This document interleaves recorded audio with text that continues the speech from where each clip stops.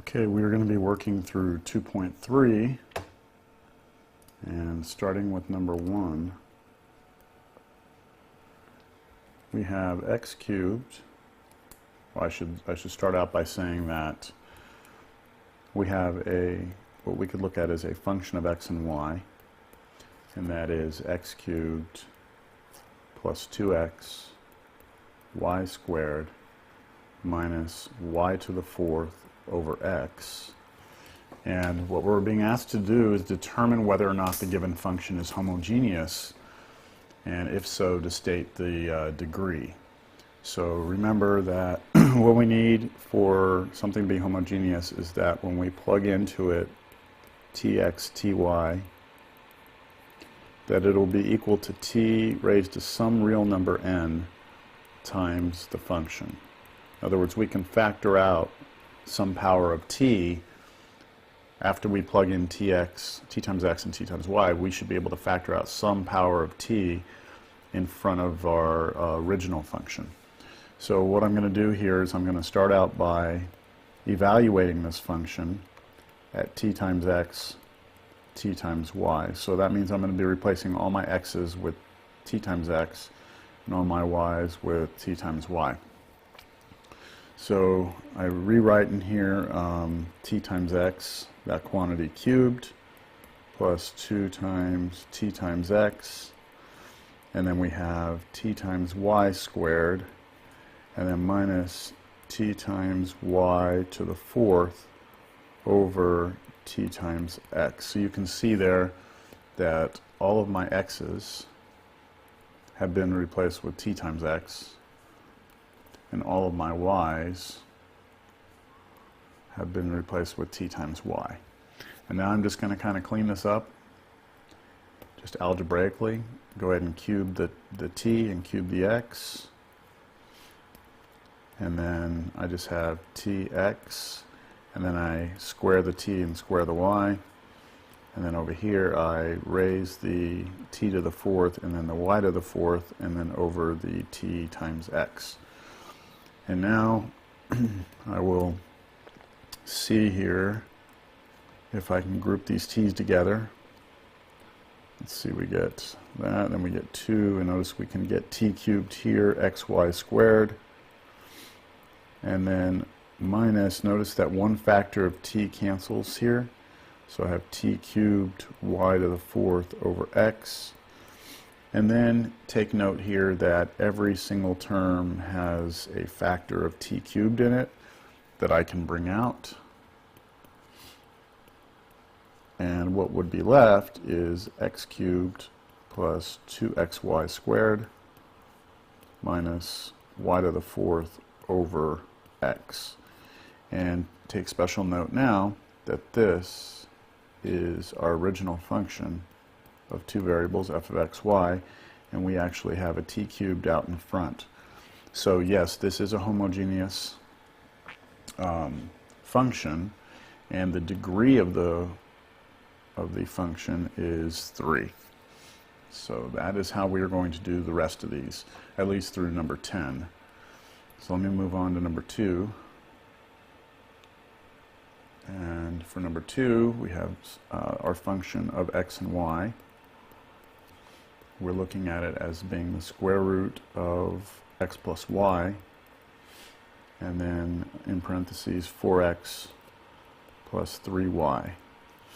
So now our question becomes, what is f of tx, ty?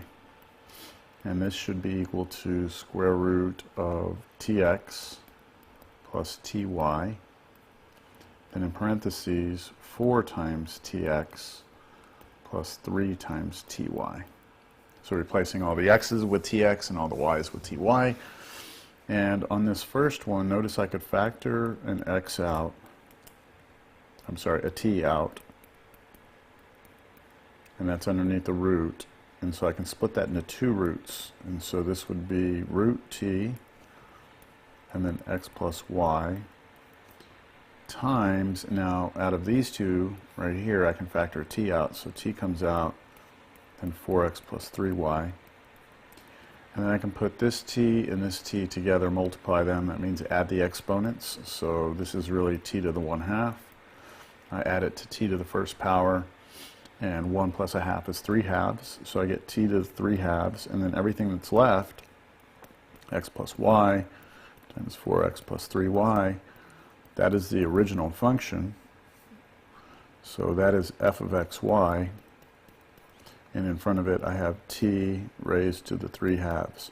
So again, this again is a homogeneous function, and the degree of this function is, or the degree of homogeneity is the way they refer to it. The degree of homogeneity is 3/2. All right, number 3. So we have x cubed y minus x squared y squared over, let me see here, in parentheses, x plus 8y quantity squared. Now that is our function of x and y. So now let me check what is f of, let me do it this way, what is f of tx ty going to be equal to?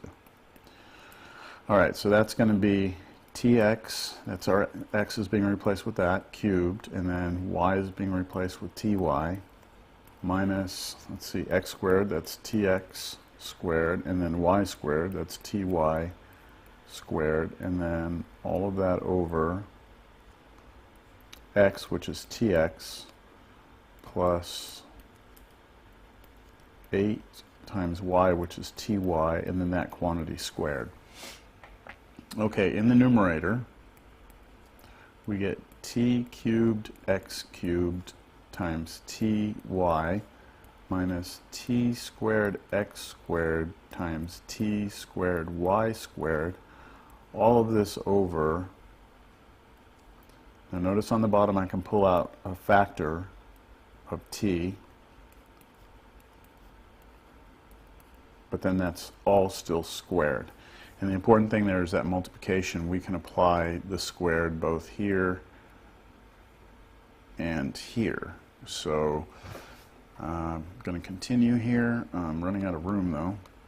So let me see if I can squeeze this in. Equals, let's see, we have t to the 4th when I put this t and this t together, and then x cubed y minus another t to the 4th, that's putting these two together, and then x squared y squared, and then all over t squared, then times x plus y, that quantity squared. And then in the numerator, because again I'm running out of room, notice that these both have t to the 4th, so I can factor that out. Let me try and factor that out. So I'm going to pull that t to the 4th out, like that, okay? And then I get the t to the 4th over t squared to cancel out, and I'm left with a t squared. So essentially I have t squared left out front times everything else, and this right here is our original function. So we have f of xy there. So again, this is a homogeneous function. The degree of homogeneity is 2.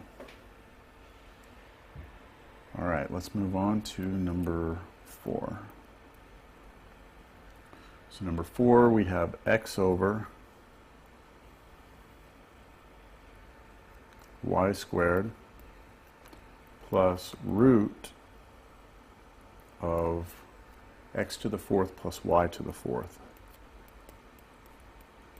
All right, so this is our function of x and y. So now we get to check, I'll do a different color. We need to check what is f of tx ty. So this is going to be tx on top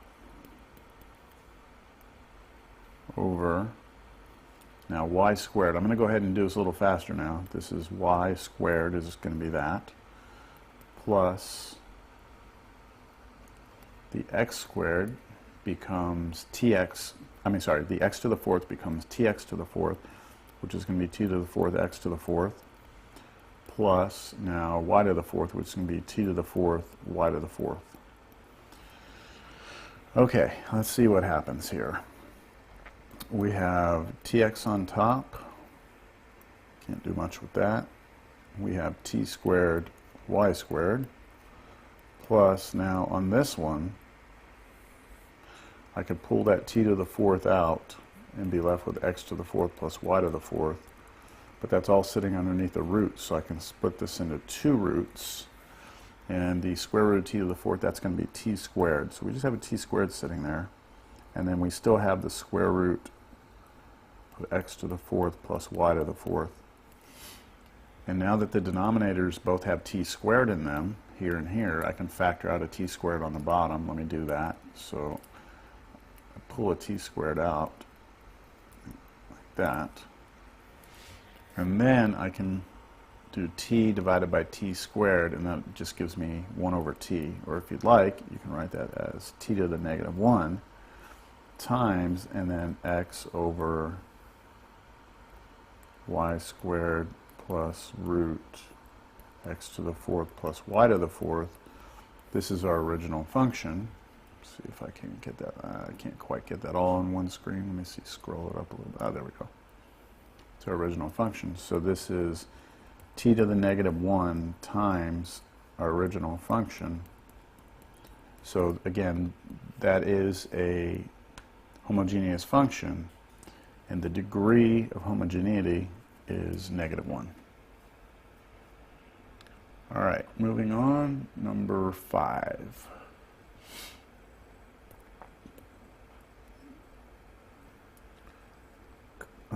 Cosine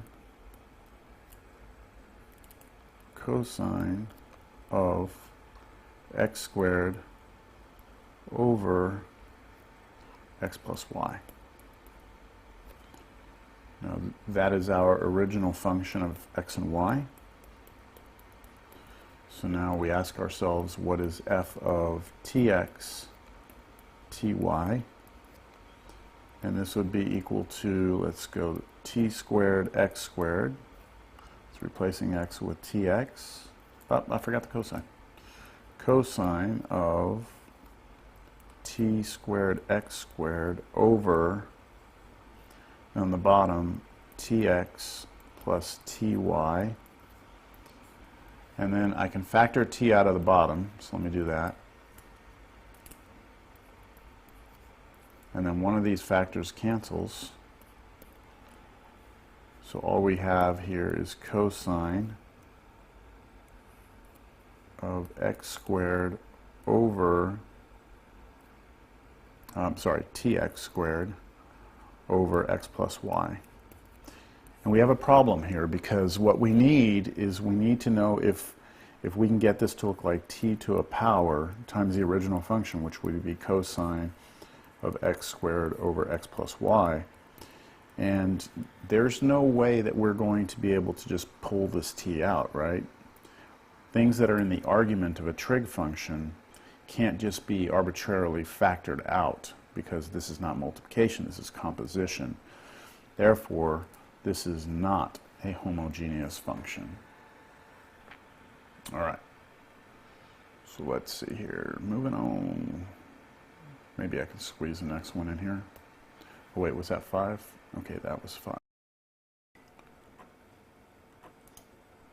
Okay, let's do 6. So for 6, we have sine of x plus, or x over x plus y. So this may appear like it's not going to work. Let's see. It looks very similar to the last problem. Let's see what happens though. So we go f of tx ty would be equal to sine of tx over tx plus ty.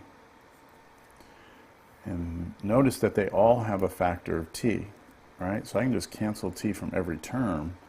And when I do that, I get sine of x over x plus y.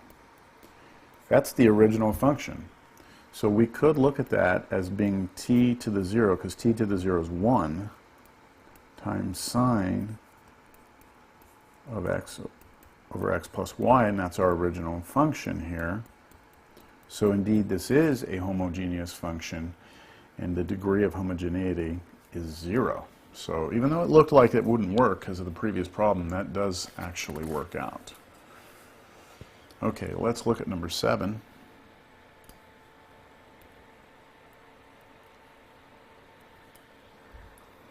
Natural log of x squared minus 2 natural log of y. This is going to be our function of x and y.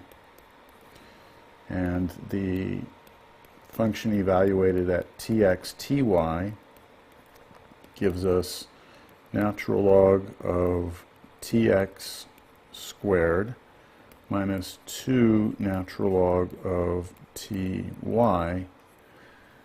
And the question is, can we pull out a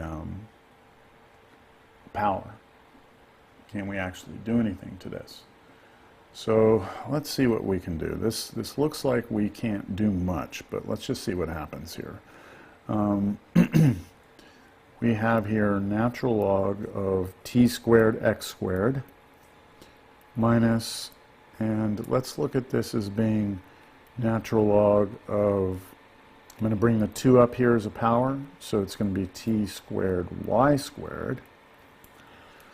And then I'm going to use properties of logs that I have multiplication sitting inside of a log, and that can be separated into addition. So this is this natural log t squared plus natural log x squared, and then minus, now I can split this up, there's multiplication here, so I can split this up as natural log t squared minus natural log y squared, like that. I should have said plus, sorry. But then the minus goes through, so it's going to change that to negative, it's going to change that to minus. Okay, so look what happens here. This cancels, and all we're left with is natural log of x squared minus natural log of y squared, but I'm going to rewrite that, drop that 2 back out front, and that looks like the original function. So again, this looks like t to the 0, which is 1, times the original function. So this, I don't need that parentheses. So this indeed is a homogeneous function, and the degree of homogeneity is 0 again. Great.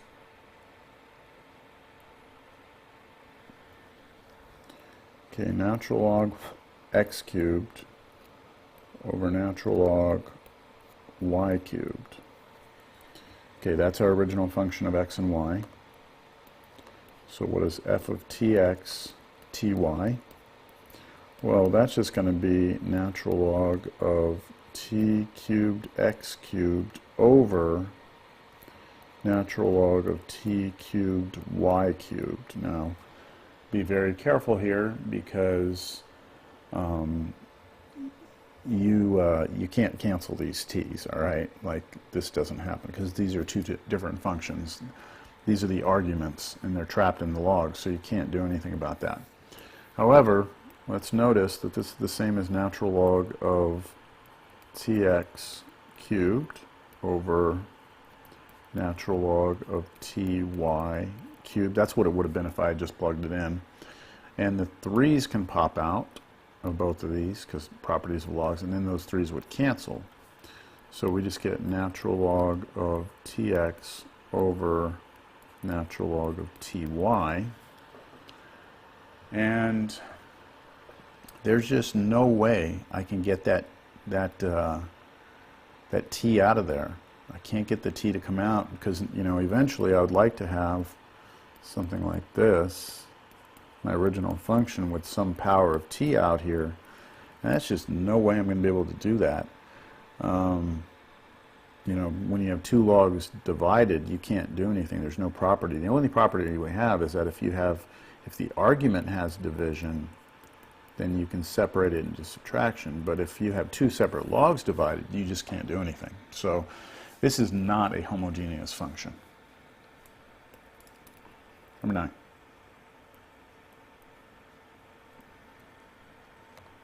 Okay, x to the negative 1, which is the same as 1 over x, plus y to the negative 1 to the second power. So this is our function of x and y. And now let's investigate to see what happens when I evaluate it at tx, ty. So this will be tx to the negative 1 plus ty to the negative 1, and then that quantity squared. All right, so now let me try and see if we can't rewrite this. And I also want to point out that this right here is 1 over x plus 1 over y, that quantity squared. That's what the original function is if we wanted to look at it a different way. So let's see, this right here becomes, let's do it this way, 1 over tx plus 1 over ty, and then that quantity squared. Now something really critically important happens here. So on the bottom they both have t, so I can factor t out of the bottom, so I can actually write it as 1 over t times 1 over x plus 1 over y, like that. And so what would happen if, just keep this in mind, we would distribute this through like this, and we would get back the original there. Now all of this is still squared, so we can't forget about that. That's squared. And what's nice about this is because we have the product here, the squared can be applied to both that parentheses and applied to the 1 over t. So what you wind up getting is you square the 1 over t and you get 1 over t squared, which is the same as t to the negative 2, then times what was in parentheses, which is 1 over x plus 1 over y, and this is our original function. So indeed it looks like we have a homogeneous function, and the degree of homogeneity is negative 2. Okay, number 10. Need a new page for this one. Number 10, you have x plus y plus 1 squared. All right, so I think we're going to have a problem here. If we try to evaluate this at tx, ty, and the thing that's making me think we're going to have problems is that plus 1. Anytime we have a constant in there without an x or a y in it, it really just kind of ruins everything. So let's just try this. Tx plus ty plus 1 squared. And see, we can't get a t out of all the terms. There's just no way.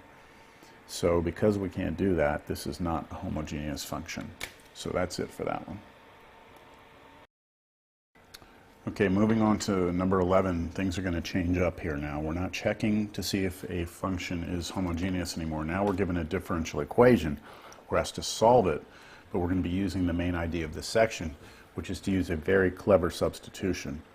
But before we can start, we just need to make sure that this satisfies the conditions that we need in order to use this technique. So what we need, and I'll just kind of write it down here for us, we need capital M. We need capital M of xy. We need some function in front of dx, and then plus some other function, capital N of xy, in front of dy equals 0. We need an equation that looks like this. And we need that the degree of this function and the degree of this function are the same.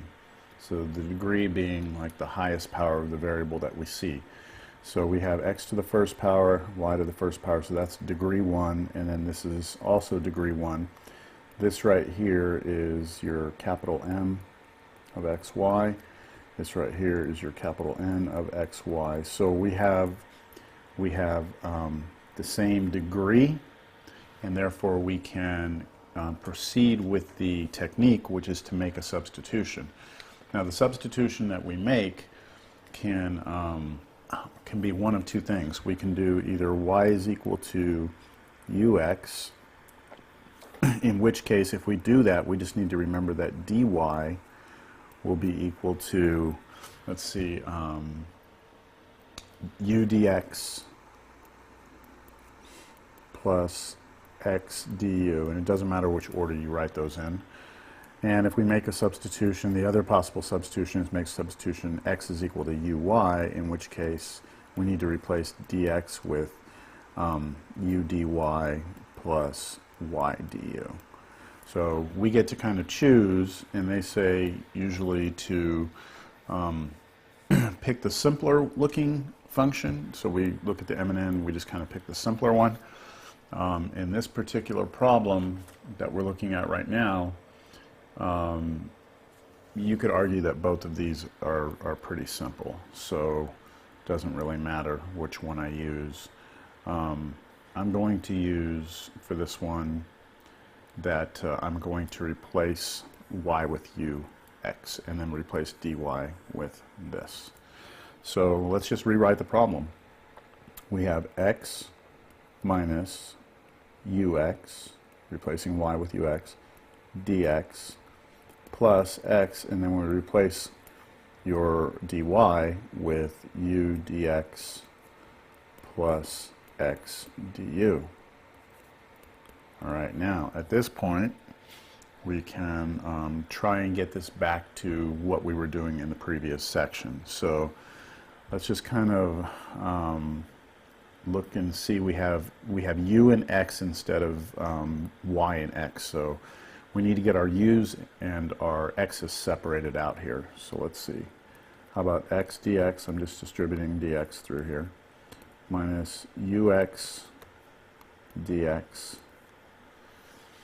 And then I have distributing here and here. I get plus ux dx plus x squared du equals 0. And I do get this ux dx to cancel, so I have x dx, and then the only other thing I have is plus x squared du equals 0. And now what I'll do is I'll move this whole thing over to the other side, so I have x dx equals negative x squared du. Then I'll divide both sides by, let's just say x squared. So if I divide the left side by just x squared, I get 1 over x dx equals negative du. And now I've separated the variables, and I can do my integration. So I'm going to get natural log of the absolute value of x here equals the antiderivative of negative 1 with respect to u is negative u. And now at this point I come back and I replace, plus c, sorry. I replace my u with the substitution. So, you know, what was my substitution? Well, if y was equal to ux, then if I divide both sides by x, I get that u is equal to y over x. So I have natural log of x equals negative y over x plus some constant. And you know, there's several things that we could do here. I could multiply everything by x if I wanted to at this point, and I would get x ln absolute value of x. I mean, we were done, okay, we've kind of talked about this before, plus some constant times x. Now be careful, you cannot call that a new constant because it depends on x, so you have to have a constant times x. And this right here would indeed be the solution to this differential equation using the two techniques that we now have, which is using the homogeneity of the equation, making a clever substitution, and after that using separation of variables. All right, let's move on to number 12.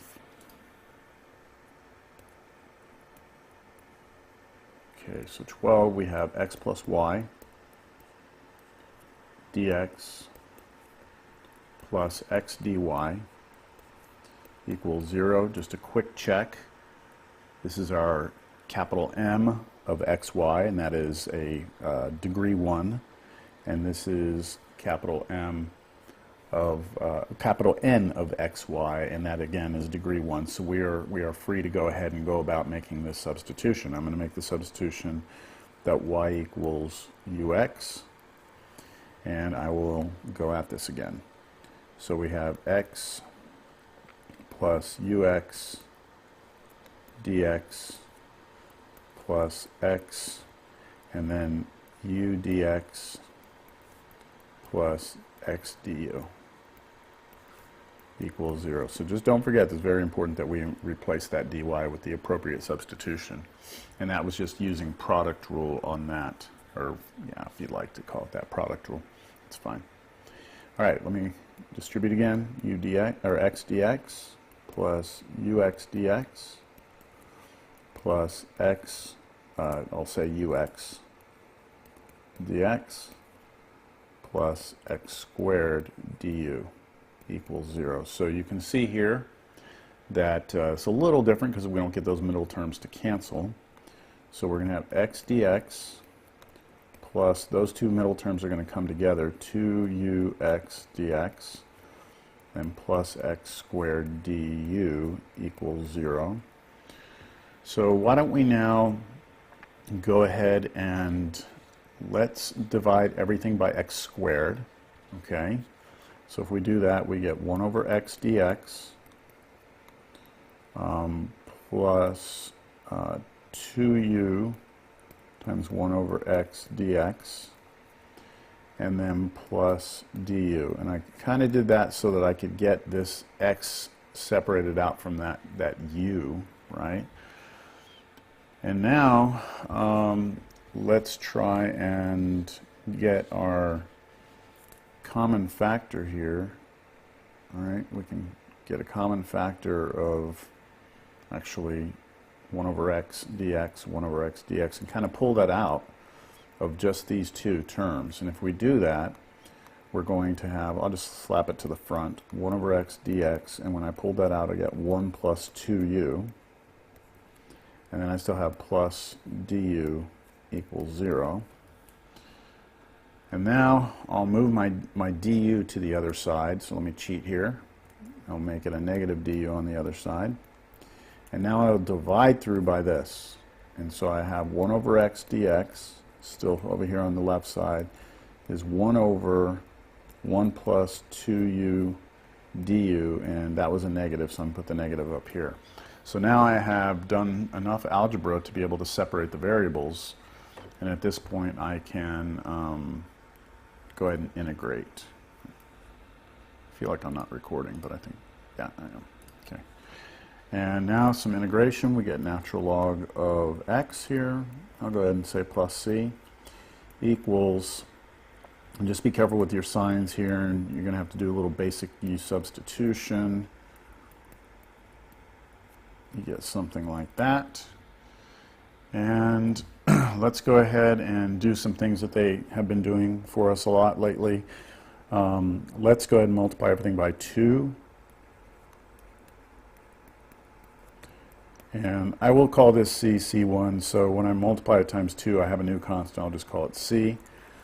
And then equals on the right-hand side, negative natural log of 1 plus 2 times u. But u is again y over x. Okay, so we're just substituting back. And I'm going to go even further. I'm going to add this entire thing to both sides. Okay, so when I add that to both sides, it'll become a plus. And then I'll have equals 0. Now, I mean, we were done pretty much at this point, but I'm going to try and clean this up, make it kind of look like what the back of the book looks like. I'm also going to take this 2 up here and make that x squared. And I'm going to take the c to the other side. So I have negative c, and then I'd have natural log of x squared plus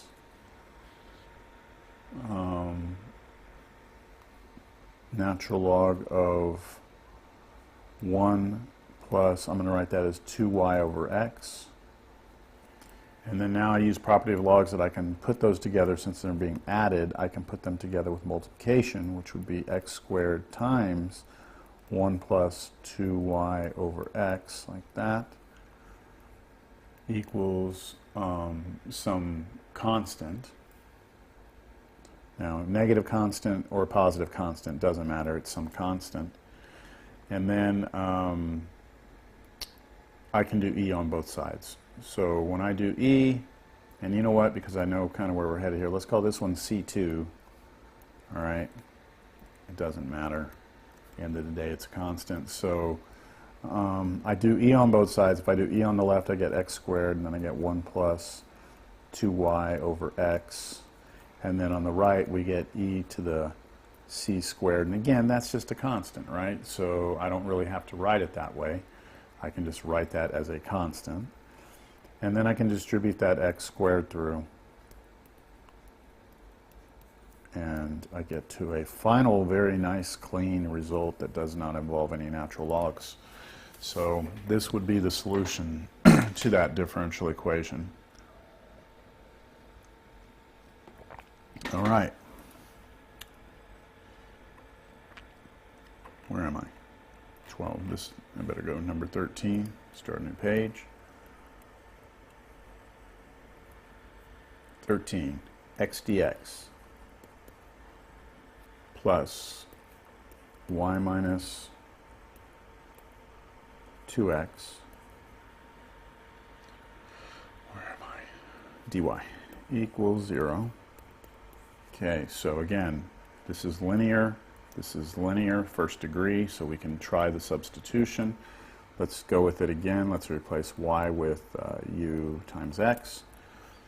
So this would become x dx, and then plus y, which is u times x minus 2x, and then dy, which is u dx plus x du equals 0. So this is x dx, and then we're going to have to go ahead and, because we have two terms here, we're going to have to like FOIL this. We're going to have a total of 4 things here.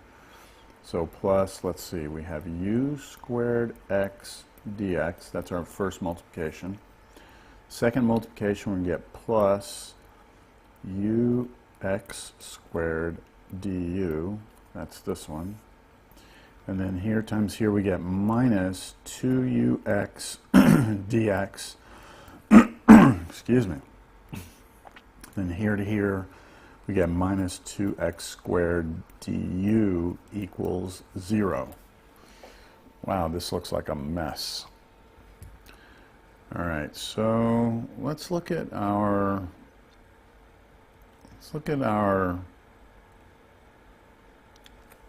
du terms here. This one and this one. We put those together, you know, just put them side by side.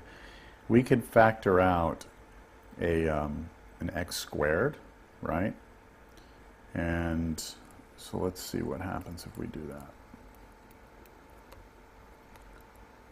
We get dx here plus u squared x dx, and then I'm going to factor out an x squared, so plus x squared, and that leaves me with u du, and then minus, and then when I pull out the x squared there, oh, those are common.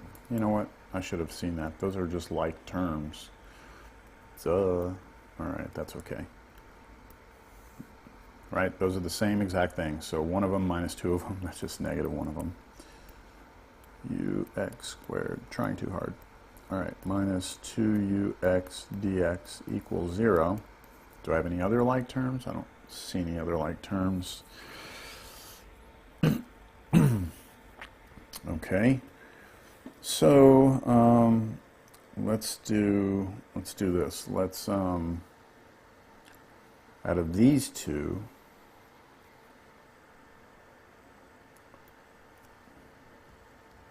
we can pull a u. So let's do that. X squared dx plus u squared x dx minus u, I'm pulling the u out, so I have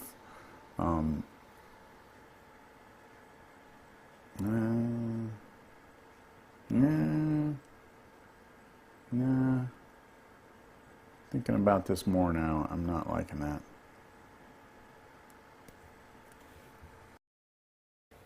Okay, how about we do this? How about we take the only thing that has du in it to the other side? Okay, so let's do that. Ux squared du. Ux squared du. And then let's take what we would still have there, that's this, and let's divide everything by x squared. So if I divide this by x squared, this by x squared, this by x squared, then we would get dx plus u squared times 1 over x dx, and then minus 2u, and then 1 over x dx, and then equals ux, I divided by x squared, so u du. And then on these two right here,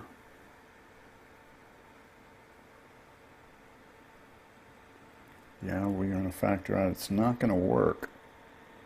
It's not going to work. If I try and pull out a 1 over x dx, let me just show you what happens. If I pull out a 1 over x dx, 1 over x dx, I'm left with u squared minus 2u equals u du, and I still can't divide out this because then I would have to divide that, and that would still have u's in it.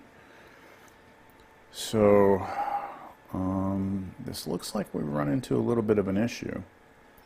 So notice that the function here is a little more complicated than this one, and so it's in front of the dy. So, you know, instead of using y equals ux, why don't we use x equals uy and see if it simplifies the problem at all.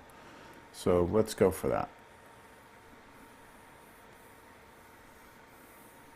Now that one may have gone. I didn't feel as if we were making any progress there.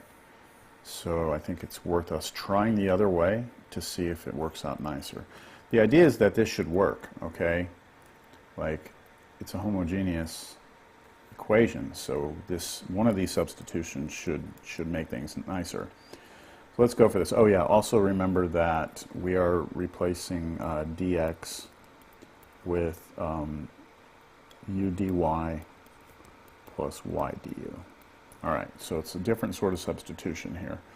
So x is going to replace with u times y, and then dx is replaced with u dy plus y du.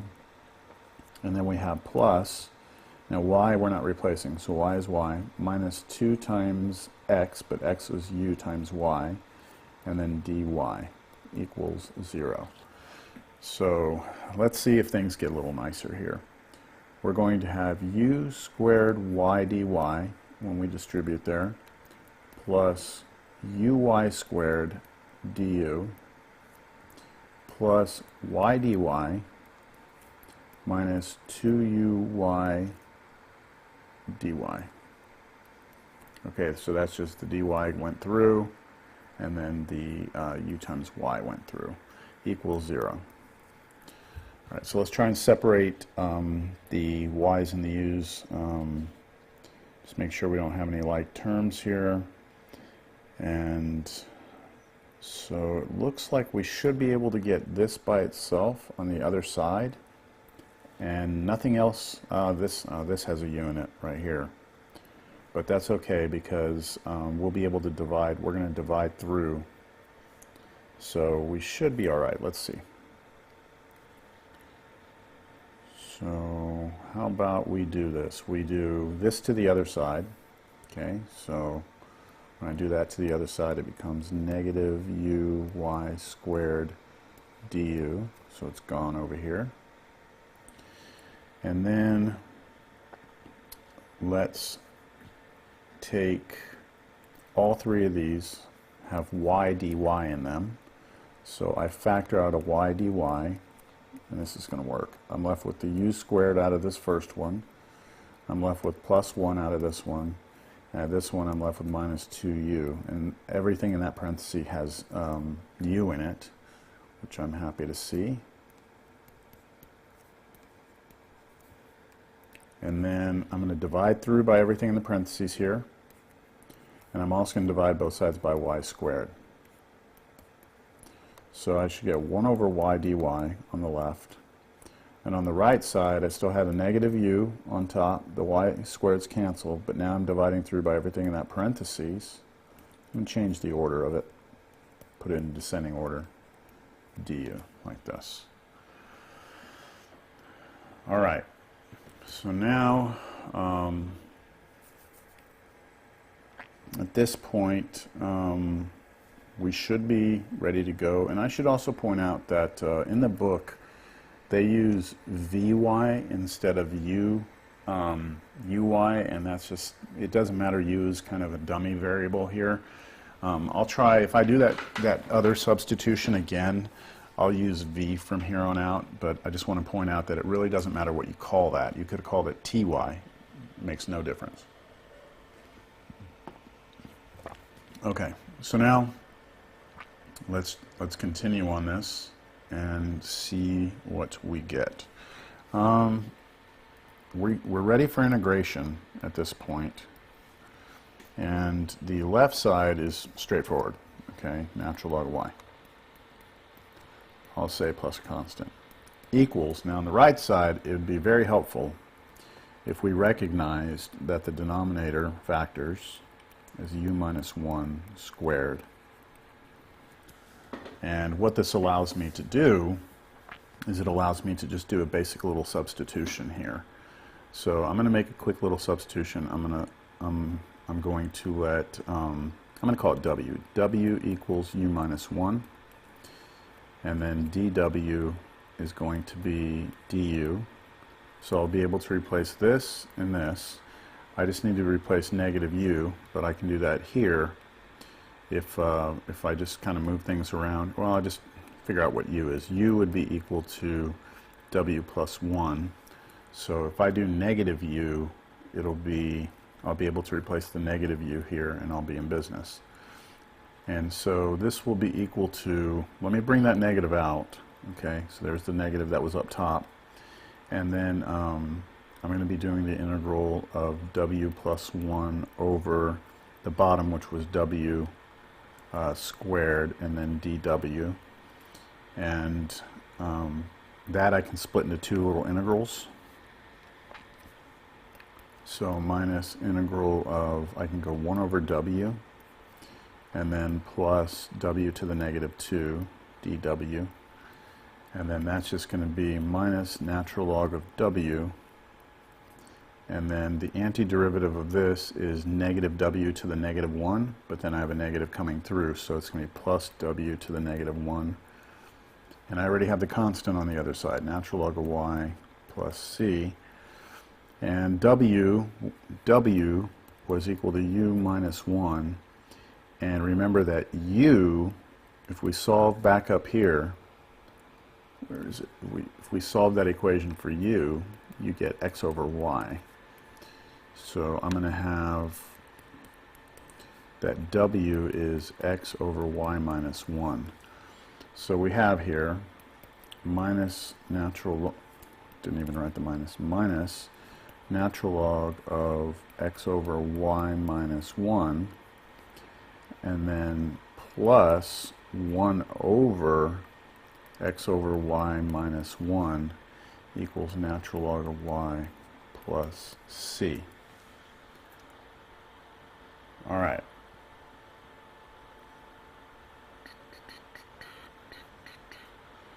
This is looking pretty good, I guess. Just looking if we want to do anything to clean this up, and really at this point I don't see that it would be worth us trying to do anything. So well, I mean, we could move this log over to the other side, combine it with this log, with, you know, we have addition there, so we can do multiplication. Yeah, I guess we can do that. So if I bring this over, it changes to plus, and then I do the property of logs. It'll be natural log of it'll be this y times this, and that y distributes through, and we should just get x minus y. And then I can move, let's say, move that constant to the other side, and on this one, let's just multiply the top and the bottom by y. So we would get y on top over x minus y on the bottom. And then remember, we brought a constant over, so minus c, but it really doesn't matter if it's minus or plus. And we could even go a little further if we want this to try and match the back of the book. And we can multiply everything, all three terms, by x minus y. So we get x minus y, natural log of x minus y, and then equals y minus c times x minus y. So that's more matching the back of the book. But again, up here we had the relationship. We were kind of good. But that just again shows you some of the additional work that is necessary to make things look like the back of the textbook. Oh man. Okay, so that one was a little bit messy. 14. So 14, we have y dx, and then equals 2, and then x plus y dy, like that. So first thing I'm going to do is move everything over to one side, make it equal 0. All right, I'm going to notice that that's linear first degree, that's first degree, so we can use this method. And now it's kind of a question as to what substitution we want to make. So this one looks a little more complicated than this one. So what I'm going to do is make the substitution, instead of y equals ux, I'm going to do x equals, and this time I'll use vy. And just remember then that dx will be equal to v dy plus y dv. All right, so let's go ahead and do this. So I'm going to leave my y there, but my dx becomes v dy plus y dv, and then minus 2 times x, which is vy, plus y, and then dy equals 0. All right, let's just clean up here. We have, I'll do vy, doesn't matter, you can do yv or vy, and then plus y squared dv minus, let's see, 2 vy dy minus 2y dy equals 0. All right, I've got v's and y's here, so the only thing that has dv in it is this one, so I'm going to move that to the other side. So minus y squared dv, that's gone. And since this has v and this is a y, why don't we go ahead and divide everything by y squared? So if I do that, there's a 1 there. Divide that by y squared, divide that by y squared, divide that by y squared. Then, whoa. Then what we'll have is v times 1 over y dy minus 2v times 1 over y dy, and those were the same. Oh well, minus 2 times 1 over y dy equals negative 1 dv. Now all of these, let me put these two together. I should have noticed that earlier, but those are like terms. We have one of these v times 1 over y dy's minus 2 of these v times 1 over y dy's. So when I put those together, I'm going to have negative 1 of them. So I'm going to just get rid of that 2 out here in front, like that. So that's still minus there. So now I'll factor out a 1 over y dy from these two, and we'll be left with negative v minus 2, and then equals negative 1 dv, and I'll divide both sides by this. So I'll have 1 over y dy equals, and I'll have a negative up top, and then I can factor a negative out of the bottom, and cancel them, so I'll just get 1 over v plus 2 dv.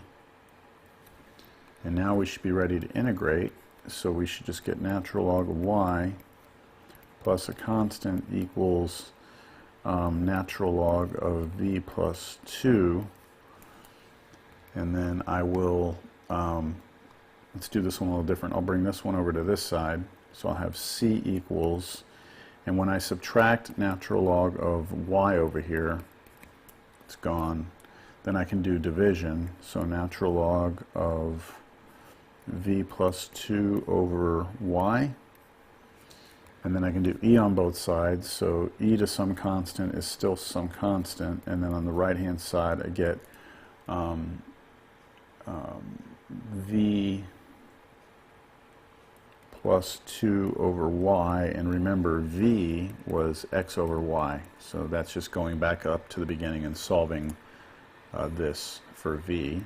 So c1 is equal to x over y plus 2 over y, and then I'll multiply the top and bottom of this by y to clear that fraction up top. So c1 is equal to x plus 2y over y squared.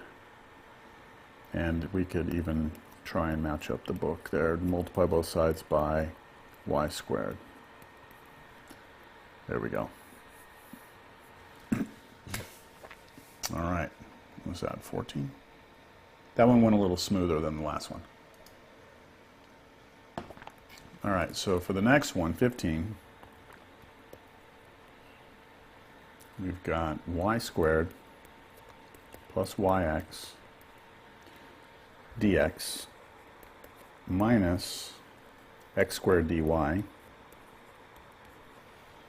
And I think you'll agree with me that this one is more complicated than this one. So this time, because that's on the x, the dx, I'm going to do the x substitution. So x is equal to u times y. That means dx is equal to u dy plus y du. And now I rewrite. So we have y squared plus y times uy dx minus x squared, which would be u squared y squared. Oops, I forgot to replace my dx. U dy plus y du. Okay, and then minus the x squared, which is u squared y squared, and then dy equals 0. Did I forget equals 0 up here? I did. All right, now this is just uy squared.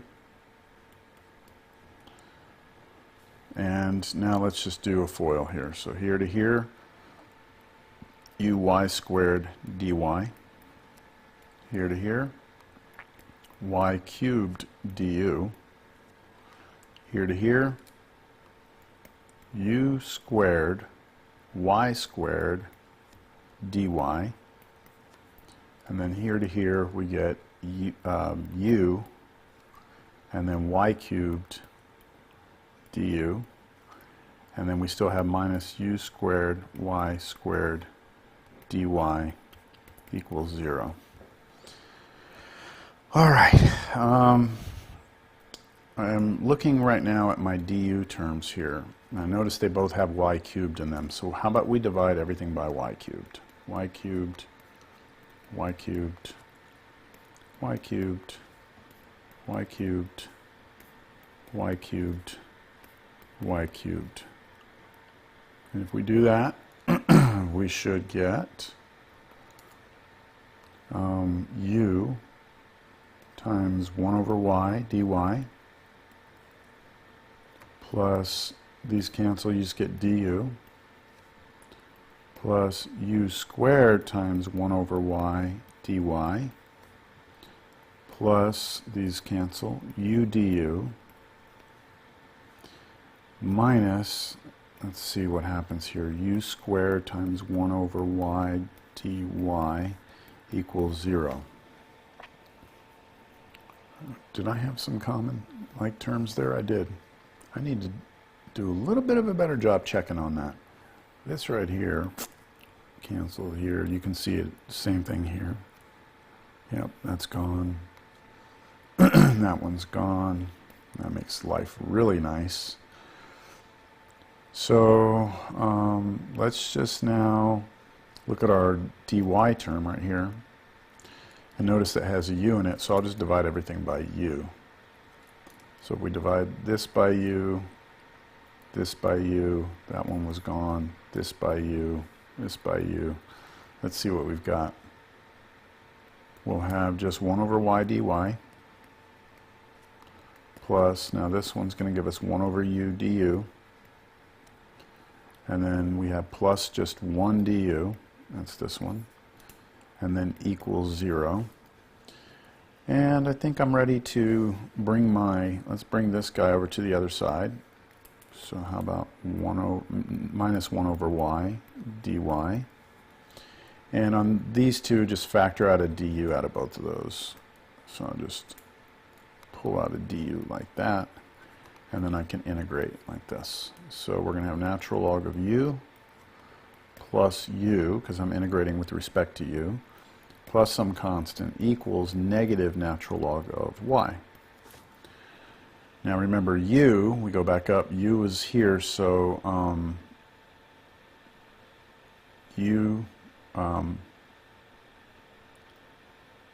x was uy. Hold on a second. Did I do it again? I did it again, didn't I? Instead, I used u instead of v. Let me see here. We did. Yeah.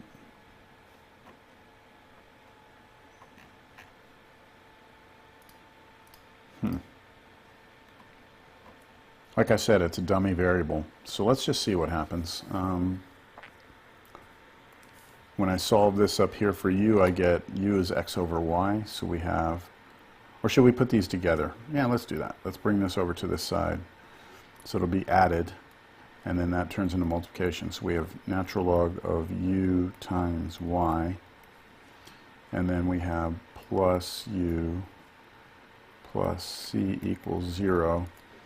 And then now we can do it. U was x over y. So we have natural log of x over y times times y, and then plus x over y plus c equals 0. The y's cancel there, so we get natural log of x plus x over y plus c equals 0. And I guess what we could do is multiply everything by y. So y natural log x plus c times y equals 0. And that right there would suffice. I feel like I missed a sign in here. Brought that over.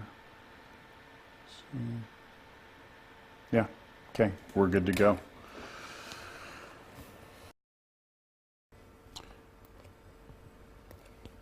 Okay, number 16. All right, y squared plus yx dx plus x squared dy equals 0. All right, so, I mean, from the past few examples, I know I've been kind of messing up that substitution with not using the v, but just remember that you can use either one of the substitutions, and that, generally speaking, I mean, they're going to both work, but sometimes the integrals, you know, on one method are much more difficult than the other. So if it turns out looking pretty bad, you want to try and switch to the other one. So for here, I'm going to use the substitution y equals u times x. That means dy is u dx plus x du. All right, here we go. So rewriting this, I've got u squared, which is actually going to be, y squared, which is going to be u squared x squared, plus y, which is u times x, but then times x again, and then dx, not changing that, plus x squared, and then I'm changing the dy to u dx plus x du, and then equals 0. So now multiplying through u squared x squared dx plus ux squared dx plus ux squared dx plus x cubed du equals 0. Checking for like terms, we do have these two are the same, so there's going to be 2 of those. Okay. And now I notice that my du here has an x in it, so how about I divide everything by x cubed? So this will become 1 over x. This will become 1 over x. And then this is gone. And now I can also see that my x's, my 1 over x dx, I have a common factor here. I can pull that out. So I'll have 1 over x dx. When I pull that out, I'm left with the u squared here plus the 2u here. And then this 1 du, I'm going to take it to the other side, so minus du. And then I can divide through by this.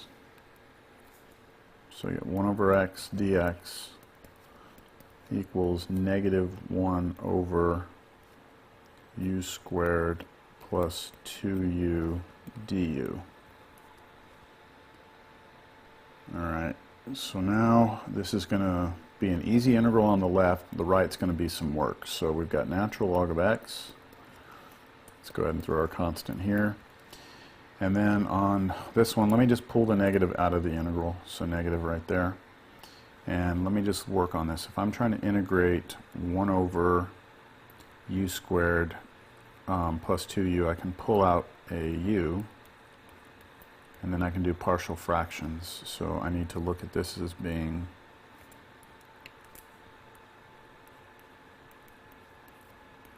some number over u plus some other number over u plus 2. Clear the fractions out. And then now let's just let u be 0 first. And if I do that and solve, I'm going to get 1 equals 2a. So a is a half. And if I let u be negative 2, which is what it would take to kill that factor,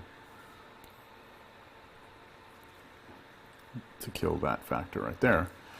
My goodness, why are you doing that? Then I get negative b is equal to negative 1/2. So I know that I'm integrating minus, that was that minus sign right there, integral of 1/2 over u, and then I could say plus negative 1/2 over u plus 2 du. Let me go ahead and just pull out a 1/2.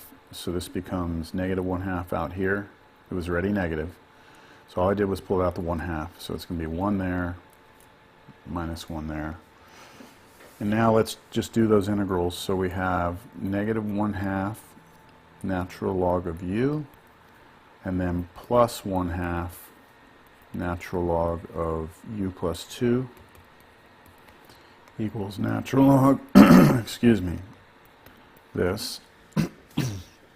Now, let's go ahead and bring these two logs over, and let's move the powers up. Okay, the halves are going to go up as roots. So I have natural log of x plus natural log of the square root of u minus natural log of the square root of u plus 2. then equals some constant. I brought that constant to the other side. I'll make it negative, but again, don't worry about the negative on a constant. All right, so that's just moving these logs to the left and popping those 1/2 up as square roots. And now I can put everything together because I have addition and then subtraction. So I'm going to multiply these two arguments and then divide by that argument. So I should get a single natural log.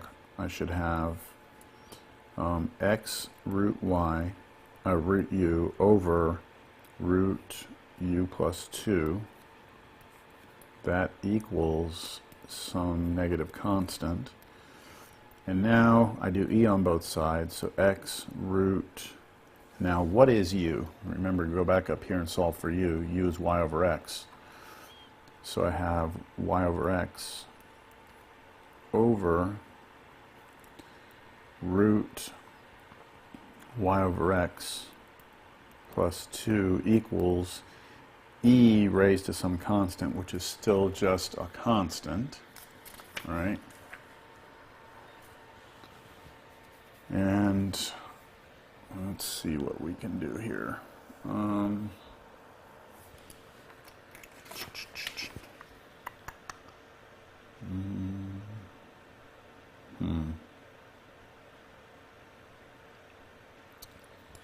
Thinking I might want to do something that might work out a little better, but I mean we're there basically. Okay, this is just a constant on this side, but even though we're there, I feel like what we can do is just square both sides. And if we square both sides, then, you know, c squared is still a constant, so we just have a constant over here. We square the left side, we're going to get x times, we square the root, we get y over x. That should be x squared, sorry. X squared times y over x over y over x plus 2. And then, you know, this x here and this x here cancel out, so all we're really left with there on the top is xy, and then over y over x plus 2 equals some constant. I can multiply the top and bottom by x to clear out the fraction, so I get x squared y over y plus 2x equals some constant. And I can even go maybe one step further and multiply both sides by the denominator. But I believe that's good enough. I mean, if you want it all on one line with no fractions, then you could do that, I suppose. Okay. So that was number 16.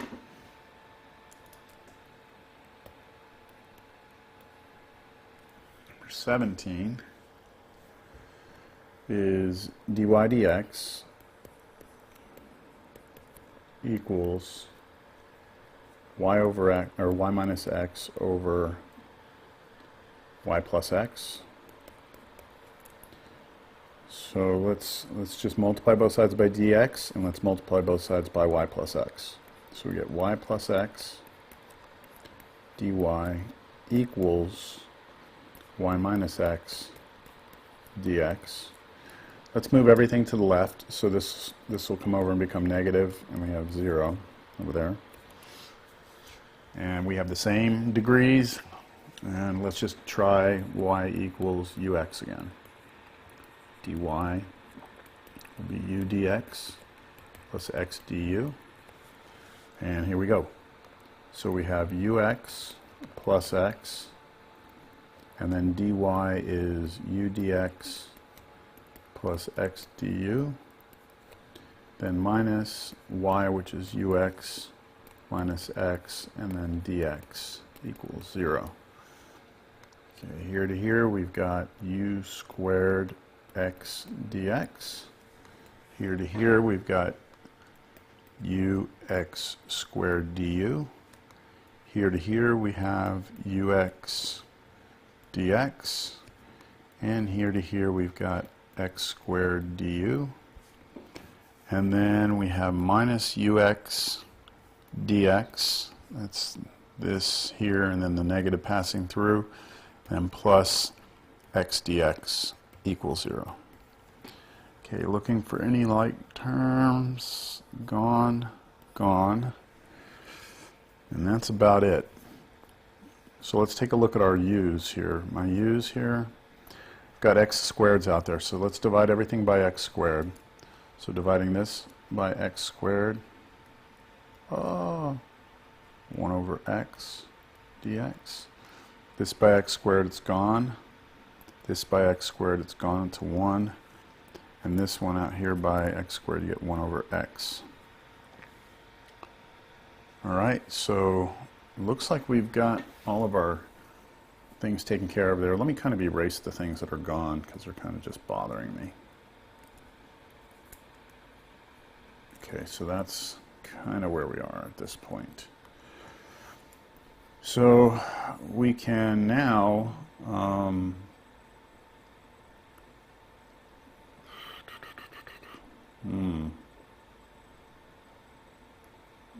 my du's on one side, that's no problem. Like this, these two together is u plus 1 du. But I still have this u squared here.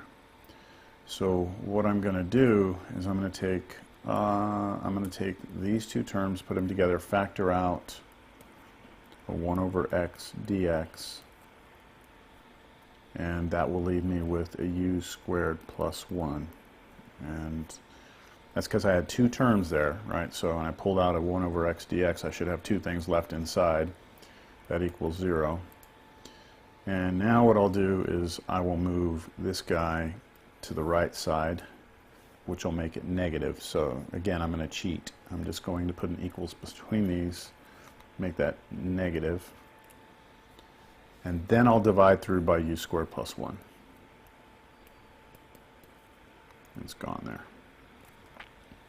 All right. There we go. Now we should be able to integrate.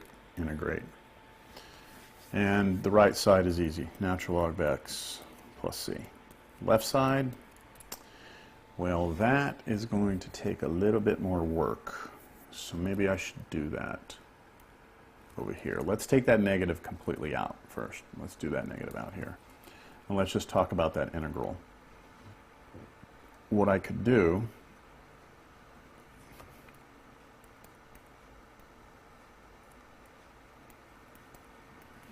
is I could split this up. I could do this over this. If I did just that over that, I could just use a basic u substitution. And then if I did this over this, that is just arctan. So that's what I'll do. I'm going to do u over u squared plus 1 du, and then plus another integral, which is going to be 1 over u squared plus 1 du. And then that here on this one, I just make a little quick substitution for this integral. I can't use u. I'm just going to do w equals u squared plus 1. dw is 2u du. And then I have to scale by a half. And then when I rewrite that integral, the half comes out, du in the back, and I get 1 over u. So that's just going to be 1/2 natural log, 1 over w, dw. And that's just going to be natural log of u squared plus 1. Okay, so that's for that one. And then this one right here is just arctangent of u. All right, so let's see if we can't bring that back up here. I have the left side here. I have a negative out front, in front of everything. And then I had 1/2 natural log of u squared plus 1, and then plus, let me just double check that, arctangent u. Okay, and I already have the constant on the other side. All right, that's looking okay.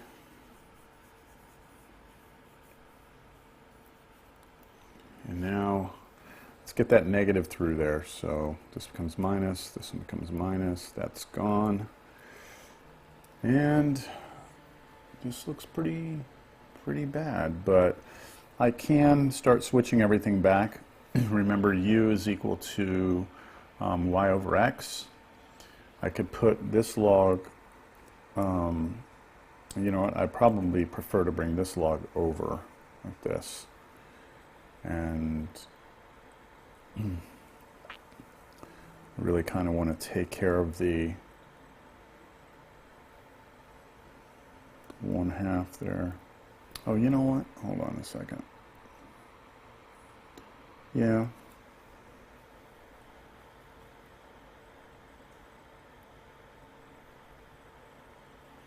Let's just replace first all of our u's with y over x. So this is y squared over x squared plus 1 minus arctangent of y over x equals natural log of x plus c.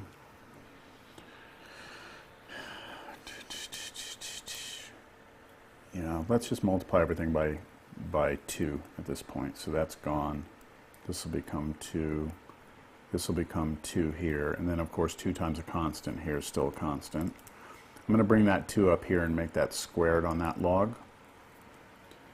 And now I will take this entire minus log and bring it to the other side, and that'll be a plus log.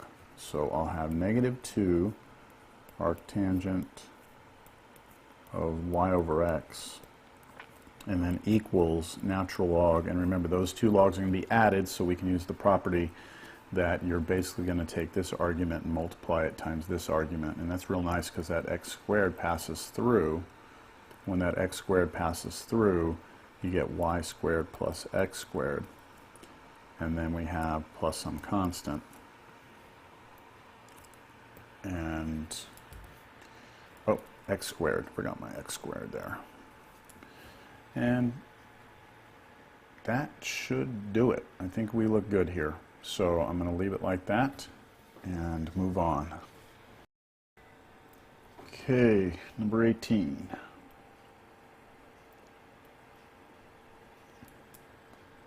All right, dy dx. I've been meaning to say that my tone in these videos, I wish that I was a little more cheery. It's not that I'm not happy, but you know, this is a pretty tedious task that I have in front of me here to complete the solutions for the entire semester. So even if I were super excited, I'm not quite sure I can maintain that. This is dy. I can maintain that through this whole thing. So bear with me. I am enjoying this, but it's work. And so, you know, you're sitting there. I'm sure you'll get a little bit depleted too. All right, here we go. So all I did was multiply both sides by dx, multiply both sides by 3x plus y. And I'm going to use the substitution u is equal to x times y. Therefore, du, what am I doing? Y is equal to u times x. Therefore, dy is u dx plus x du. All right, let's get this straight. So we're going 3x plus y is u times x. dy is u dx plus x du. And then we have equals, and then x plus 3 times u, or y, which is u times x, and then dx.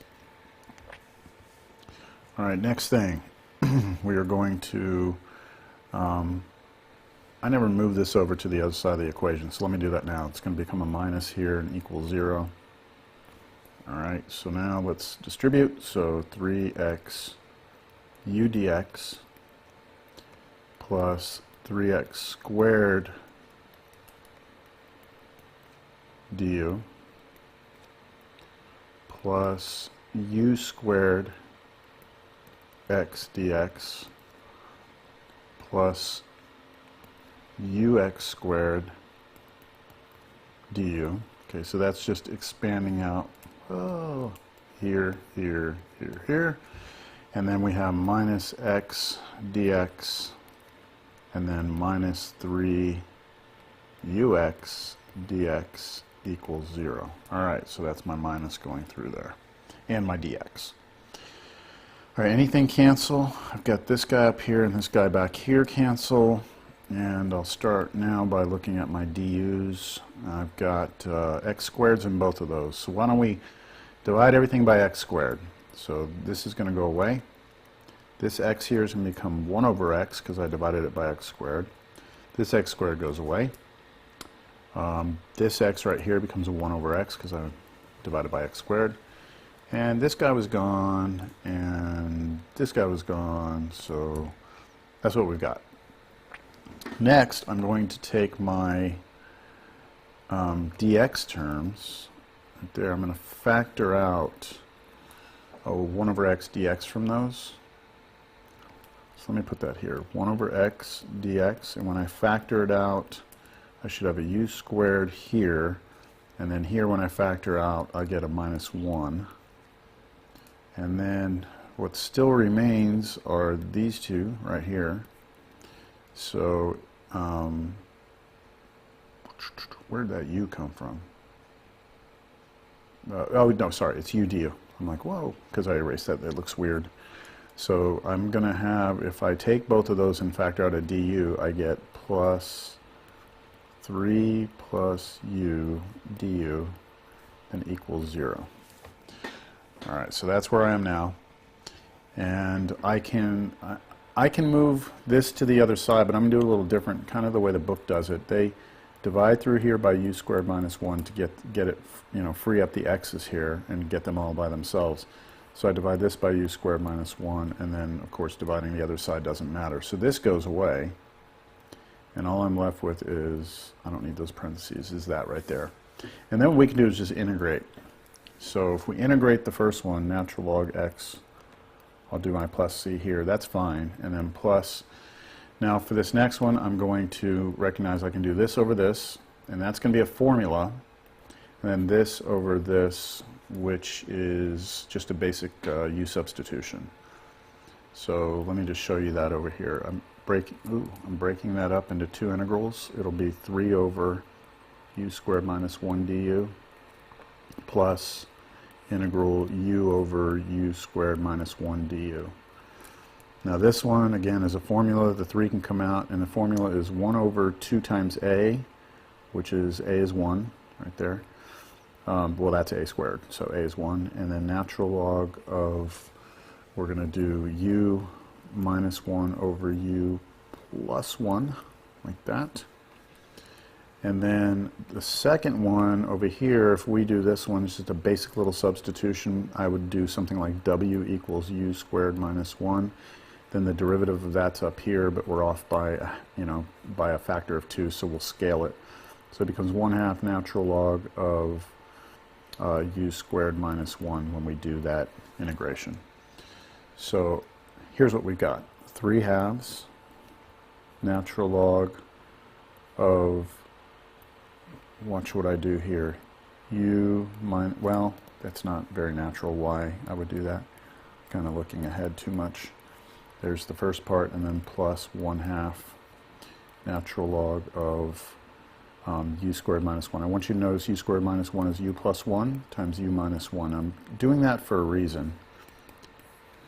The reason is because this log here, is division, so I can split it into 2 logs. This log here is multiplication, or I can put them all together into 1 log. Here's what I'll do first, though. Let me clear out the fractions. So I'm going to multiply everything by 2. So 2 here, this has become a 3, and this is just gone.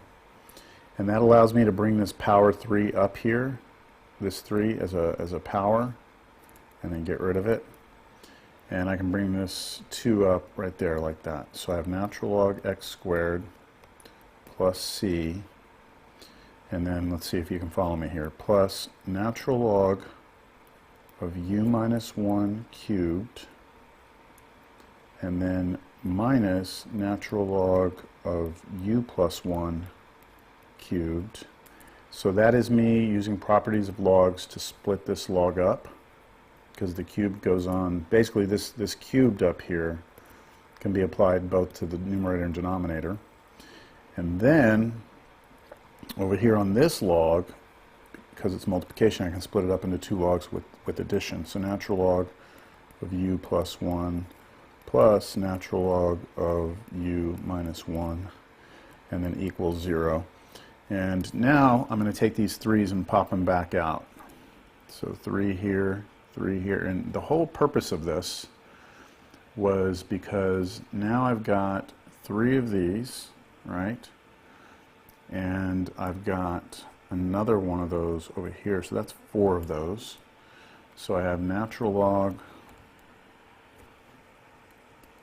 of x squared plus c plus 4 natural logs of u minus 1. And then these two are the same, so that's minus 2 natural log of u plus 1, and then equals 0. And what more can I do here? Here's something kind of cool. Let me take that 2 back out and put it in front. And then let me just divide everything by 2. 2, that becomes a 2, that becomes a 2, like that. Oh, sorry, that becomes nothing, like that. And I guess the question is, do I want to put all these together? I guess I can. Let me take my c to the other side. It's negative c, but again, don't worry about that. It's just a constant. And then let me put all these logs together. All right, so I'm going to pop this 2 back up here.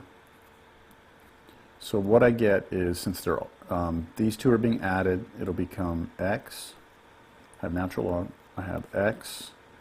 And then I have u minus 1 squared over, because this one's being subtracted, u plus 1 equals negative c. And then go ahead and take e on both sides. So it kills off the log over here. And over here we have e to a constant, which is still a constant. And now let's do our substitution, remembering that u is y over x. So I have x times y over x minus 1 squared over y over x plus 1 equals a constant. I will multiply the top and bottom here by x to clear fractions. So when I do that, that becomes an x squared. And distributing the x through the bottom, we get y plus x. And then, since these are both being squared, I can put them together, which really means that it's going to become x times y over x minus 1, that quantity squared, and then that x will go through. So what we get is y minus x on top, that quantity squared, over y plus x equals c, and finally y minus x squared equals c times y plus x. All right, that's it for 18.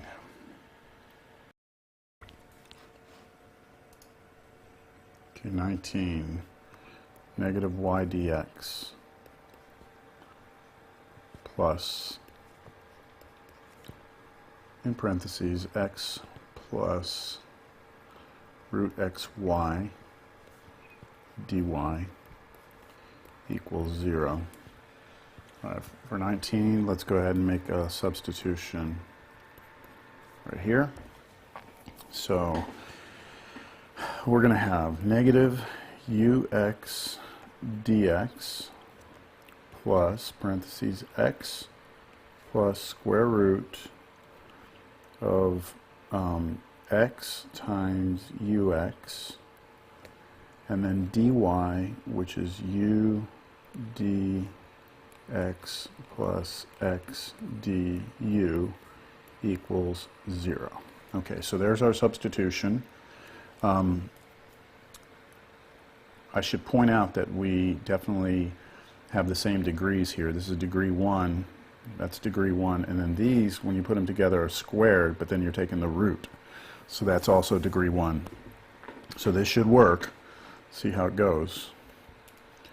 So let's see, we've got minus ux dx and then I've got to go here to here, so plus xu dx, then here to here, which is going to be plus x squared du, and then just that root that we have here, that root is really root ux squared, which is really x root u. All right, so let's even do it this way. This is, yeah, okay, we'll do it that way. All right, so this is really x root u. So when we distribute that here to here, we're going to get plus x u root u. And then when we distribute here to here, we're going to have plus x squared root u. I forgot my dx there. Dx, and then plus x squared root u du equals 0. All right, let's take a look at my du's, which are here, and they both have x squared. So let's divide everything by x squared. So this becomes 1 over x. Divide this by x squared, that becomes 1 over x. This x squared's gone.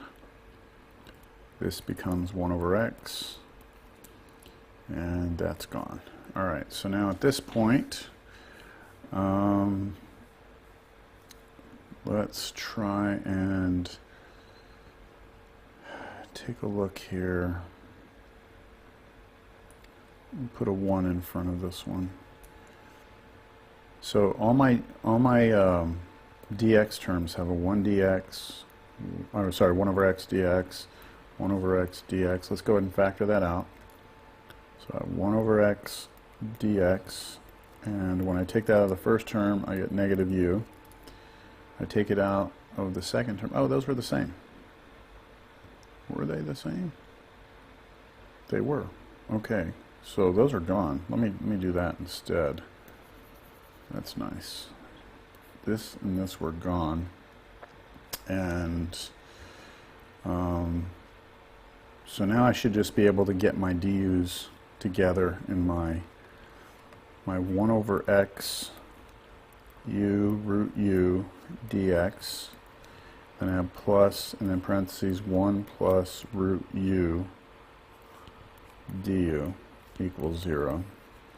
And then let's divide both sides by, or divide everything by u root u, like that. Of course, divide it 0 on the other side, doesn't matter. So we're gone here, so we have 1 over x dx plus 1 plus root u over u root u du equals 0. And I can take some antiderivatives here, but let me just rewrite something here. Well, let's do it. Antiderivative. So we've got natural log of x plus some constant plus, now I'm going to do some splitting here. I'm going to do 1 over this, and keep in mind that u times root u is really u times u to the half, which is u to the 3 halves. So I have that yellow part here, I have 1 over that u to the 3 halves, so that's u to the negative 3 halves. And then I have plus, now I'm going to do this over this, and the root u's just cancel, so I just have 1 over u du. And now antiderivative. Oh, my neck is starting to hurt. Minus 2u to the 1/2, negative 1/2, that's the antiderivative of this power rule, and then plus natural log of u equals 0. I forgot my equals 0 up here. And that should probably be okay. Let's put this log and this log together. So we put those two logs together. Since there's addition, it becomes natural log x times u. And then we have plus a constant, and then we have minus 2 over root u equals 0. And let's go ahead and replace u with what it is. So u is y over x.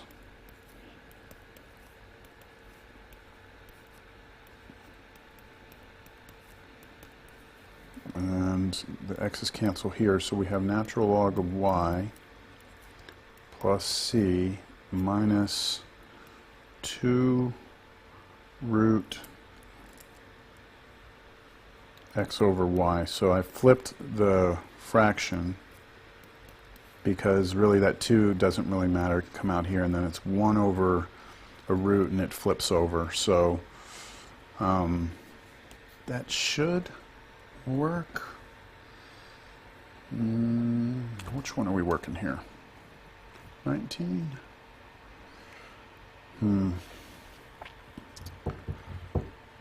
Okay, we can go, this is good. I mean, I'm happy with this, but try again to make it match the back. So let's split this root into 2 roots. Let's multiply everything by y.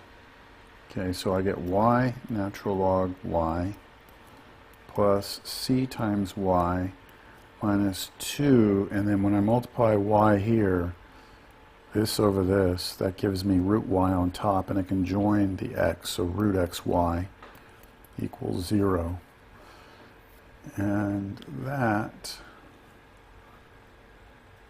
looks okay.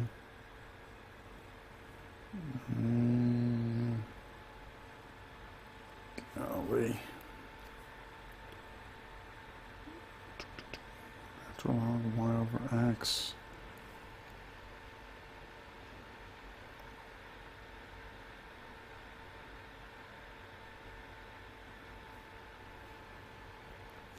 Just double checking stuff here.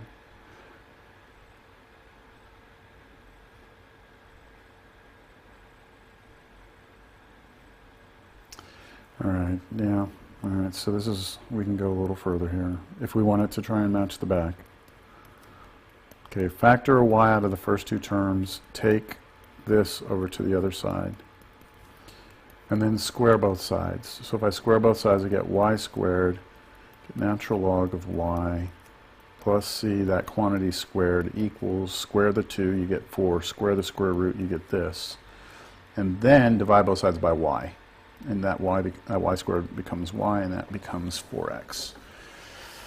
So that looks like the back of the book. Okay, number 20.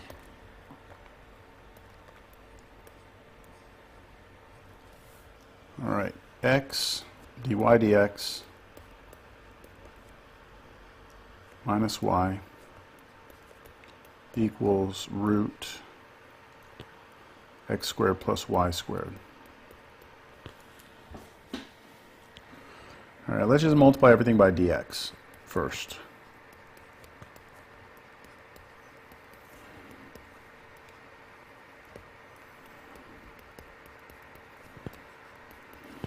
All right, now let's go ahead and make a substitution.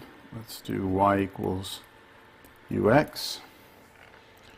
So we get x, but then dy, be careful, is u dx plus x du. The minus y, which is ux dx, equals square root of x squared plus, when we square y, we get u squared x squared, and then dx is just dx. And let's move this thing to the left so it becomes minus and then equals 0. Now this is distribute the x through here. If we do that, it becomes xu, and then this becomes x squared. And there's nothing else to distribute here. Notice on this one, I can factor out an x squared and then pull that out of the root. So this is going to become x on the outside root 1 plus u squared. Now, the only du term I have, and oh, do I get cancel? Got to keep looking for this. This is gone and this is gone. So that's good. Life's good with that.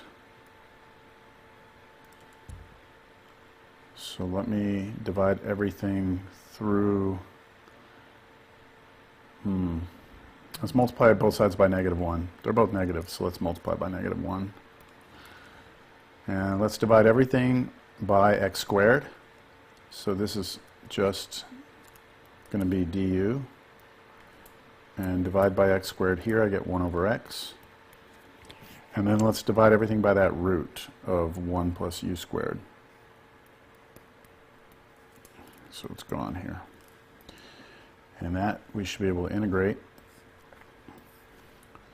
So the second one is just natural log of x plus c equals 0. And then the first one, we have a formula for that. That's it looks like arc sine, but be careful, it is not arc sine. So you can do trigonometric substitution here if you want, but I'm just going to go straight to the formula. This is going to be natural log of u plus the square root of 1 plus u squared, and that's it. So that is a formula, keep in mind, that I'm using there. But again, you could get to that with trigonometric substitution. I don't recommend it. I think the formula is a little bit easier, if you would agree, I think. All right, and then at this point, we have two logs that are being added together. Somehow I feel like I lost a sign here. Let me check something. I've done so much scrapping here. Just double check something here.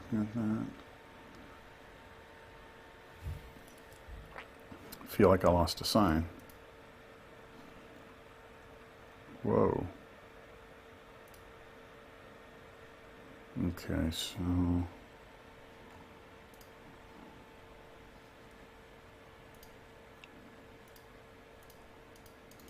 let me go back for a second here. That's all I can go. Ay. That's no good. I have to kind of redo this because I think I missed a sign. X dy, which was u dx plus x du, then minus y, which was ux dx. Then when we brought that other thing to the other side, it's minus.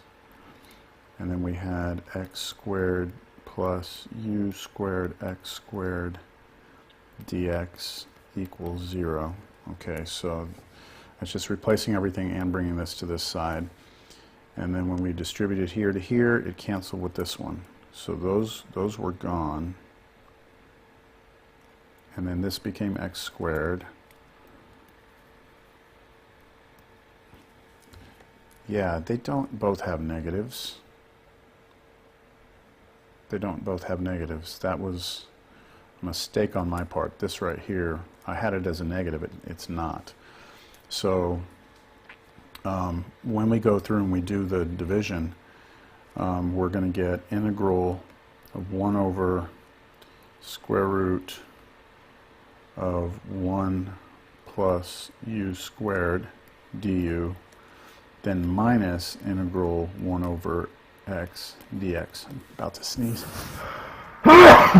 Excuse me. Okay, so sorry about that. And then we get natural log of u plus square root of 1 plus u squared. That was the formula for that one. And then we have minus natural log of x plus a constant. Okay, the problem was that these needed to be subtracted so I could do division at this point. This becomes 1 log.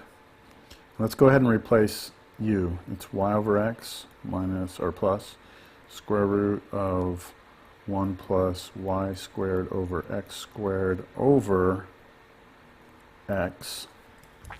All right. And plus c equals a constant. And now from here we can take the constant to the other side. and then we take e on both sides. So if I do that, I get y over x plus root, let's do this, let's do x squared plus y squared over x squared, getting common denominator inside, all over x, and then equals e, right, e to the c, or e to the negative c, it's just some constant. And then let me multiply both sides by x. And then let's multiply, let's notice here that this root, I have an x squared on the bottom, so I can pull that out as a 1 over x. Okay, and then I have the x squared plus y squared in there still, equals x times a constant. And now I'm clear fractions and multiply everything by x. So the x here goes away, the x here goes away, I don't even need the 1 anymore, and then on the right side it becomes x squared, and that should do it. All right, that was number 20. All right, now number 21 here, we're going to make our substitution by trying u equals, I keep saying that, y equals u times x. Now, I have a feeling this is going to be the more difficult way, but let's just see what happens, all right? So keeping in mind what's going to happen to everything here. So we have 2x squared, y is u times x, and then dx equals, in parentheses, 3x cubed plus, we're going to have ux cubed, which is u cubed x cubed. Then we have dy, which is going to be u dx plus x du. All right, so this looks pretty complicated right here, which means that perhaps using x equals vy, I'll use v this time, might be the better approach. But let's see what sort of stumbling blocks we run into. And if we need to change gears, we'll change gears. All right, so there's the left side. And now some distribution here. 3x cubed u dx plus 3x to the 4th du. And you know what? Let's move everything over. So minus and then equals on this side. And then minus. And that negative will distribute through to all these terms. So I'll go ahead and do that as I go here. And then, let's see, we've got minus again. Looks like we're going to have u to the 4th, x cubed, dx. And then the last term we'll have is minus u cubed, x to the 4th, du equals 0. All right, now focusing my attention here on the du terms, I'm going to divide everything by x to the 4th. So when I do that, I'm going to get a 1 over x here, 1 over x. Oh, I didn't check to see if anything was like terms, but let's just keep going. X to the 4th is gone there. This is going to become 1 over x. And x to the 4th is gone here. So we've divided through by x to the 4th. And let's see here. Let's put my du terms together. Let me check for those common ones. Yeah, it looks like we have them right here. Those are like terms right there. So let's put those together. So 2 of those minus 3 of those, that's going to give us negative 1 of those. So I'm going to change this to negative 1 of those. All right, and let's put our common factor of 1 over x dx. It's kind of like the pattern we've been doing. I'm putting this one together with this one, and I'm factoring out a 1 over x dx. So I'm getting a negative u, then minus u to the 4th. And then what I still have here, I'll say plus, is this one right here, negative 3 du and negative u cubed du. So I factor the du out of that, get negative 3 minus u cubed du equals 0. And then I'll divide everything through by this right here, negative u minus u to the 4th. Divide here, negative u minus u to the 4th. So it's gone there, and I'm left with 1 over x dx. And everything here has a negative sign, so that's going to just, I've got, negative, negative, negative, negative. So those are all going to just basically turn into pluses. So I'll have 3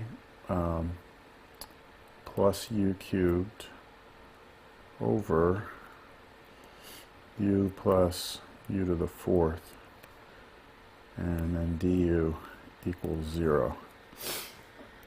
So yeah, I can see here that the integration step is the step that looks like we're going to have a little bit of a problem with, and that's in particular this one right here looks really, really bad.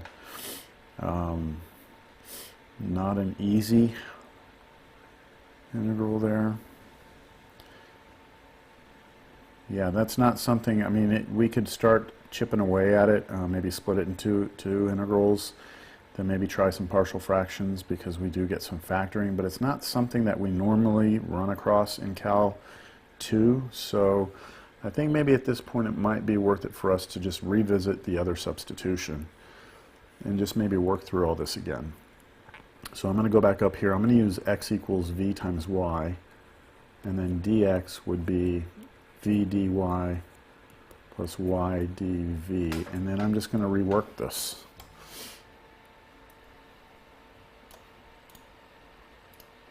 Okay, so I'm replacing x this time with vy, so it's going to be v squared y squared, and I still have a y there. And dx is being replaced with v dy plus y dv, and then equals the other side, which is 3 times x cubed again is v cubed y cubed, and then plus y cubed, and then dy. All right, so let's see if this works out any better. Distributing on the left, we have 2 v cubed y cubed dy plus 2 v squared y to the 4th dv, and then equals 3 v cubed y cubed dy. Oh, hold on. All right, so distributing through, here's where we are. Okay, let's see. Let's bring everything over to the left. So when I bring all this to the left, it's going to change those both to minuses. So minus, minus equals 0.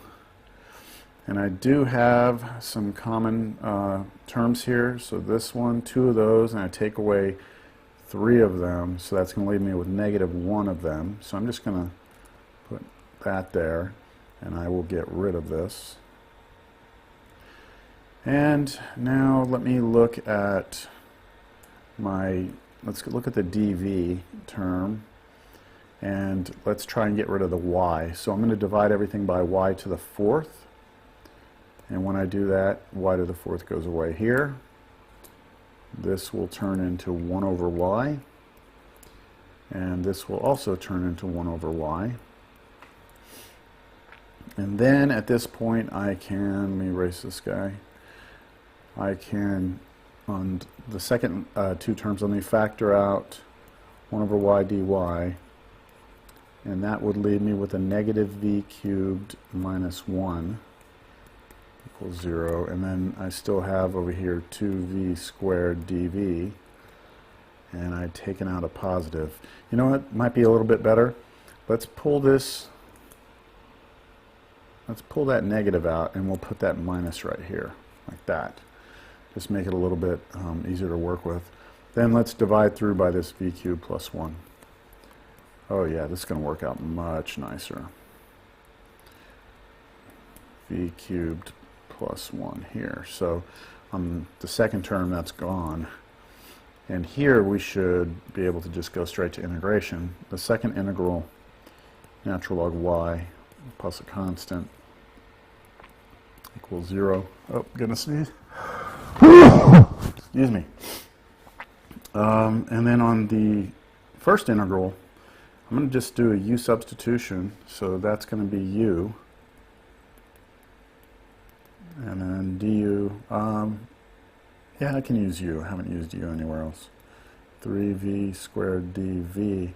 So you can see up here we have a v squared dv, but we also have a 2. So I'm just going to pop that 2 out. And over here, here's v squared dv, so I'm going to scale by a third. So I'm going to essentially just need to factor this thing by a third. And then at the end, after I do my substitution, I'll have 2 times a third, and then 1 over u du. And the antiderivative of that is natural log of u. So we have back here 2/3 natural log of u, but u is v cubed plus 1. All right, now remember what v is. We go back up to this and we solve for v. So v is x over y. So we have I'm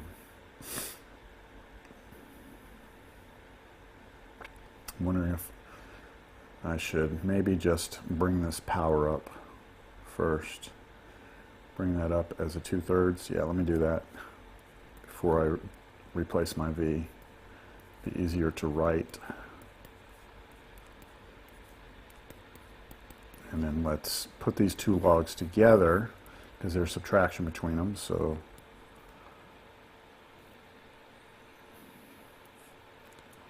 get v cubed plus 1 over y.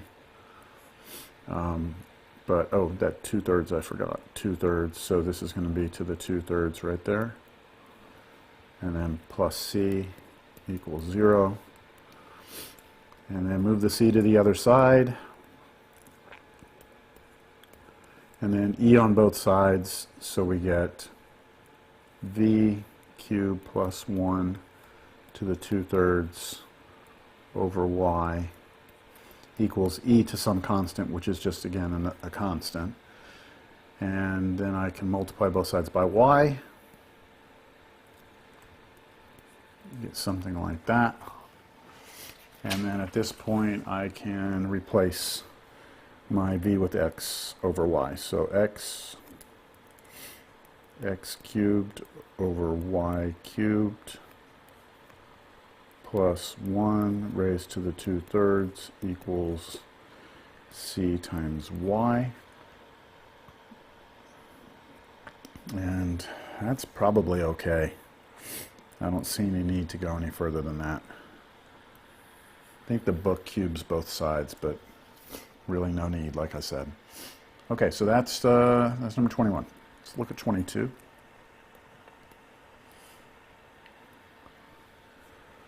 So x to the 4th plus y to the 4th dx minus 2x cubed y dy equals 0. So on this one, we're going to use y equals u times x. From here on out, I think I'll use the substitution that works, and just trusting that if you were doing this on your own, you would work through both ways. Or if you got stuck, you would just go with the other substitution. All right, so let's go and replace things. So I've got x to the 4th plus u to the 4th x to the 4th dx minus 2x cubed times y, which is u times x, times dy, which is u dx plus x du equals 0. All right, cleaning up, x to the 4th dx plus u to the 4th x to the 4th dx minus 2x cubed, x to the 4th actually, u squared dx, that's here to here, and then minus 2 x to the fifth u du equals 0. And now I'm going to go after my du terms. Here it is, my du term right there. I'm going to divide everything by x to the fifth. So when I divide this by x to the fifth, I get 1 over x. Divide this by x to... Oh, hold on. Go back. Any like terms? Nope. Okay. Divide by x to the fifth. 1 over x. Divide by x to the fifth. 1 over x. Divide by x to the fifth here. Whoa. And divide by x to the fifth here, and it's gone. All right. And now, on all the terms that have 1 over x dx on them, let's factor that out. Which leaves me with 1 plus u to the fourth minus 2u squared. Okay, and then I still have over here minus 2u du equals 0, and then I'll divide through by this thing right here, which leaves me with 1 over x dx minus 2u over, and you know what? Oh, I'll write it. U to the fourth minus 2u squared plus 1 du equals 0. All right, I'm happy to see that, because before I integrate here, I'm going to realize that this denominator is really just x squared minus 1, that u squared minus 1, that quantity squared. That's factoring that polynomial down here. It's almost like a perfect square trinomial. Now we can integrate. All right, so this first one's natural log of x plus constant minus, now if we just do a basic substitution on this one, if you just let this be your substitution, the derivative of it is exactly up here. So we don't have to do anything about, scaling. So that integral really turns out to look like something like negative integral of 1 over, let's say we use w as our substitution. That would be it. And that's the same as, w to the negative 2, and when we do our antiderivative, it's going to be negative w to the negative 1. But we still had a negative out here, so it should become plus. I'm just going to put 1 over w, but the substitution would have been u squared minus 1. And then that's it. All right. Now, what next? What next? Let's just multiply. Well, do we want to multiply by common denominator?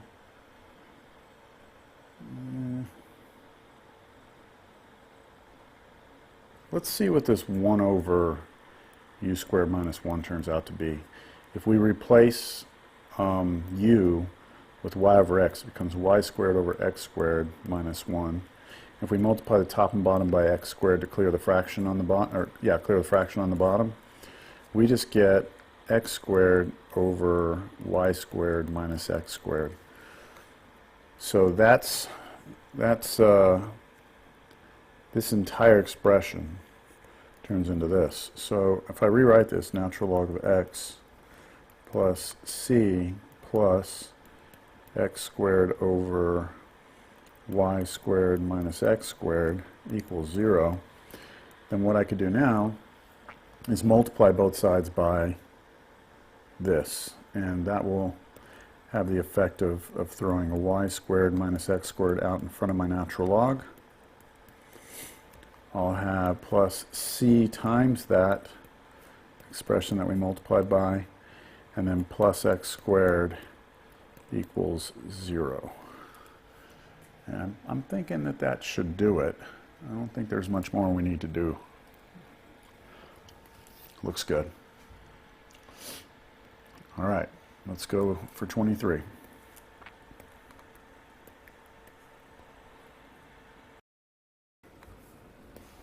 Okay, 23 dy dx equals y over x plus x over y.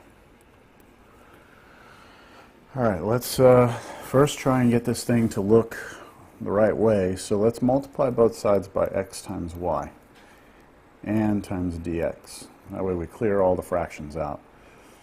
So we're going to get on the left side x, y, dy equals, and now we're going to have y squared dx plus x squared dx. So that's just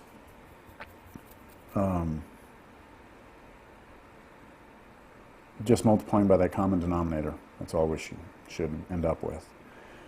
Now this can be looked at as xy dy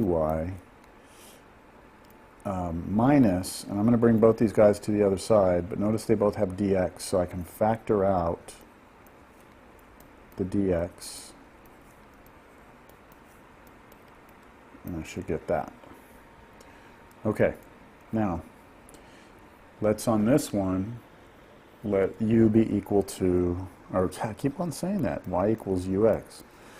All right, so here we go.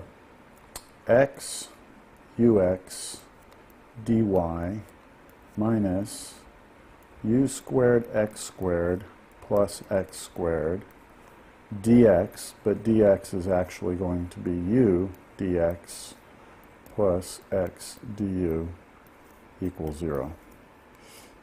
All right, I think we've played this game enough now. Ux squared dy minus, all these are going to become negative, u cubed x squared dx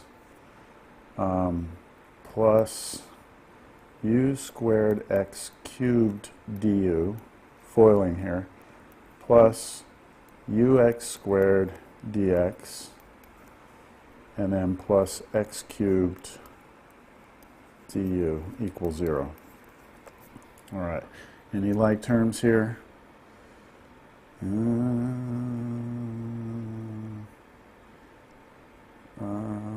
Oh man, I messed this up. Dang it. Okay, I messed it up. Shouldn't have taken that break. All right. You see what I did? Right here. Okay, that one I can leave.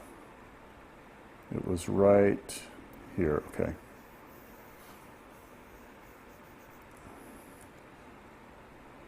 All right, x times ux times dy.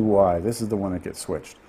U dx plus x du, and then minus, now y squared, which is u squared x squared, and then plus x squared, and then dx equals 0. All right, so I accidentally did this one instead of this one. At least I caught it early. All right, so now here to here, we've got x squared u squared dx, and then here to here we've got plus x cubed u du, and then this last one, u squared x squared dx, that negative sign distributes, x squared dx equals 0. All right, looking for any common terms here. Looks like we've got it here and here. That's great to see. And then I will divide everything by x cubed. This one will become 1 over x. And we are at a great point at this juncture. These cancel. So we just have u du minus 1 over x dx equals 0. And now I can do my integration. So I get 1/2 u squared minus natural log of x, and then plus a constant equals 0. Not bad. And replace u with the substitution, so this is going to be y over x squared minus natural log x plus c equals 0. And if I square the top and bottom here, I just get like y squared. I'll extend that division over x squared. And I mean, that's good. I mean, we're at a good spot right here. I think we can just stop.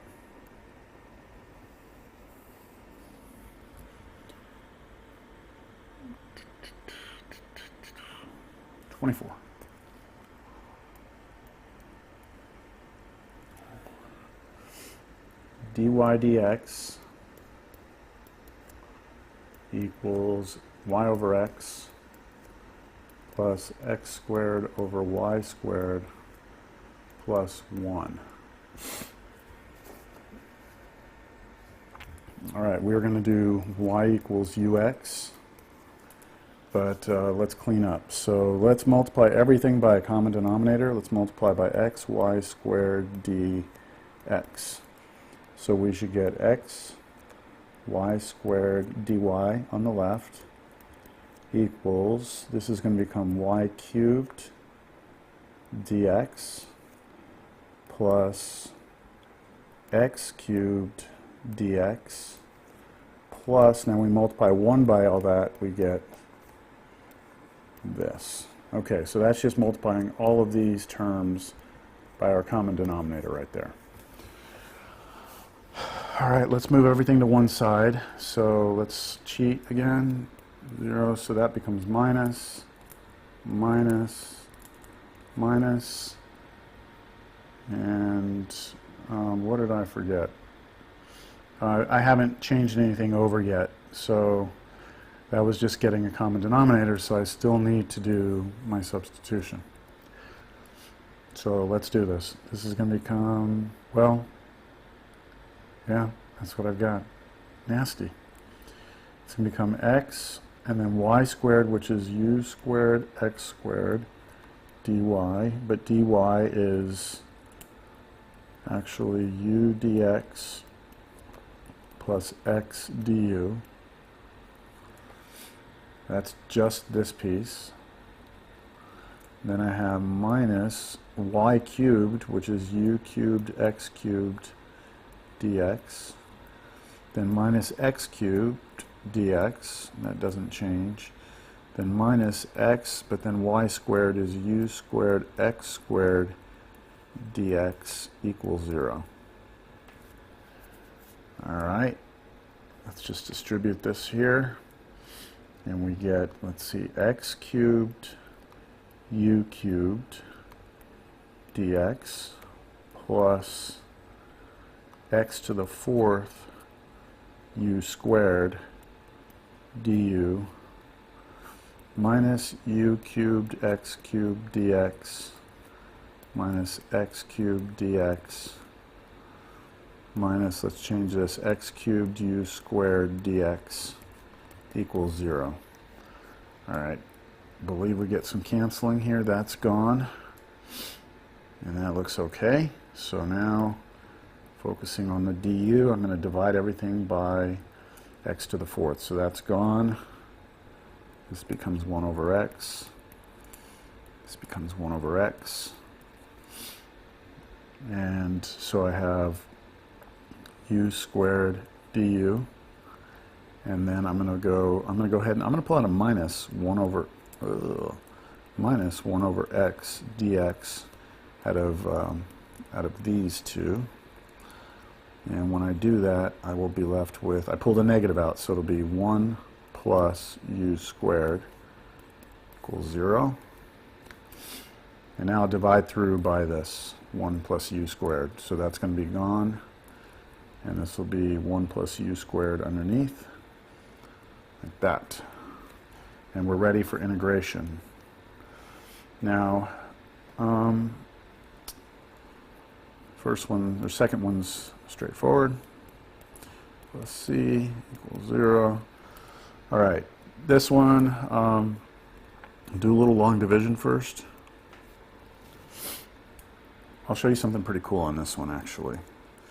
I have u squared over, let me rewrite that as u squared plus 1, right? And I could do long division, but check this out. If I just come in here and do like plus 1 minus 1, then I could do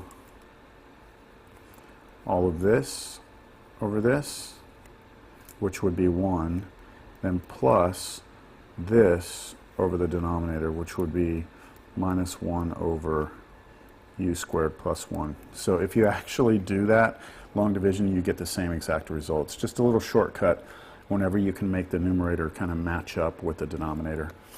So now we will want to integrate each of those. So that's just going to be u minus, and then that you should recognize as arctangent of u.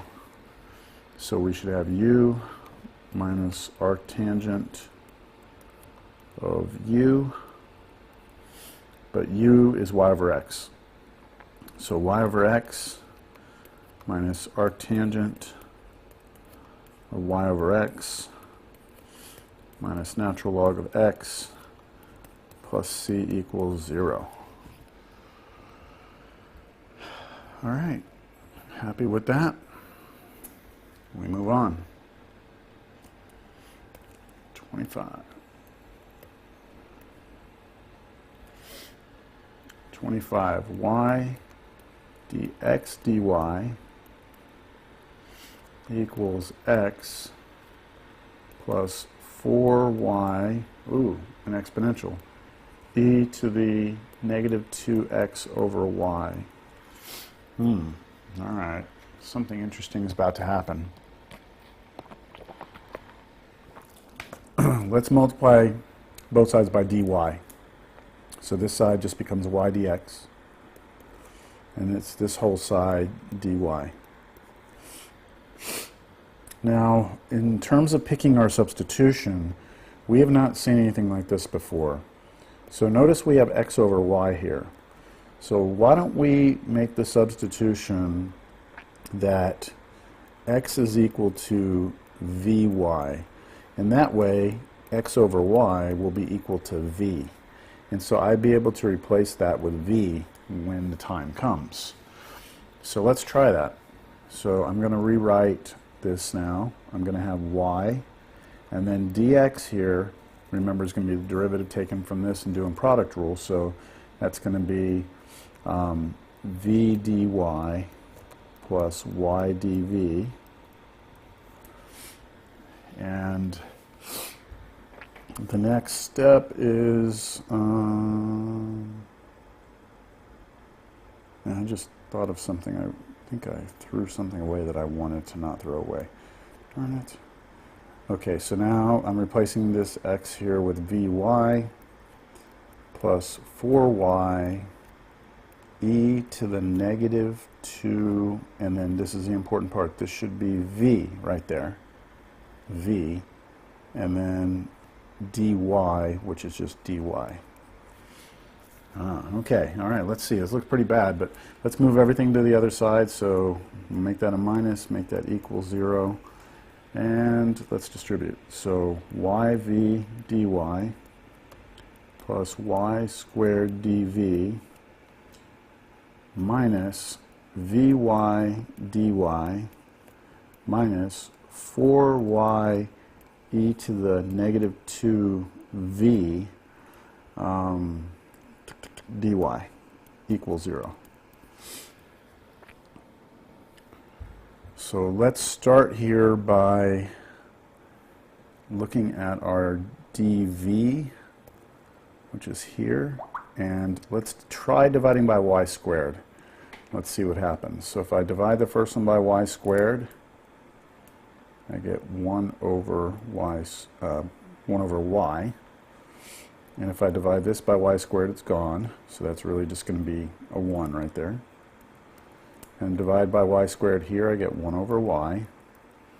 And divide by y squared here, I get 1 over y. All right, now let's get all our dy's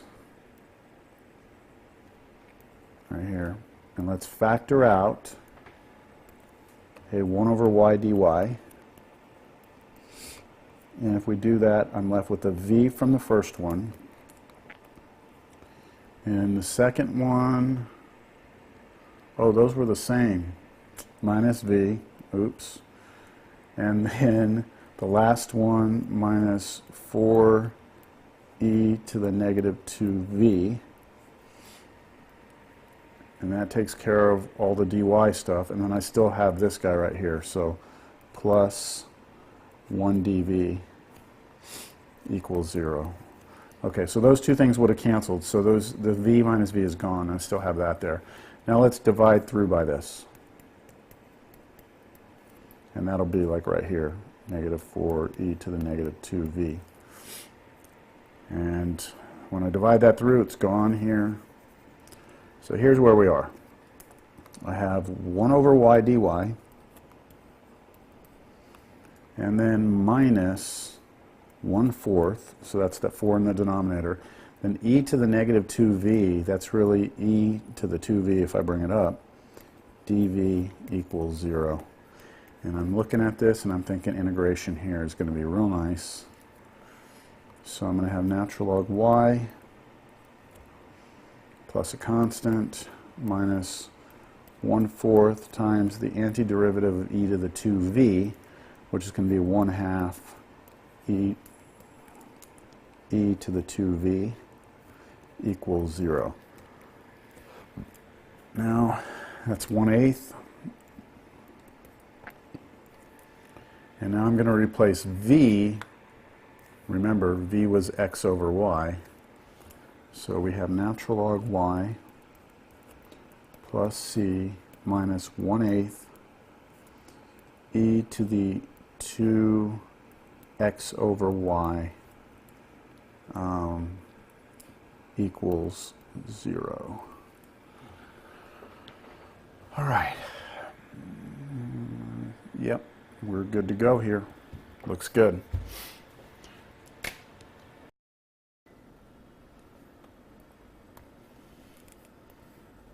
Number 26. All right, so x squared e to the negative y over x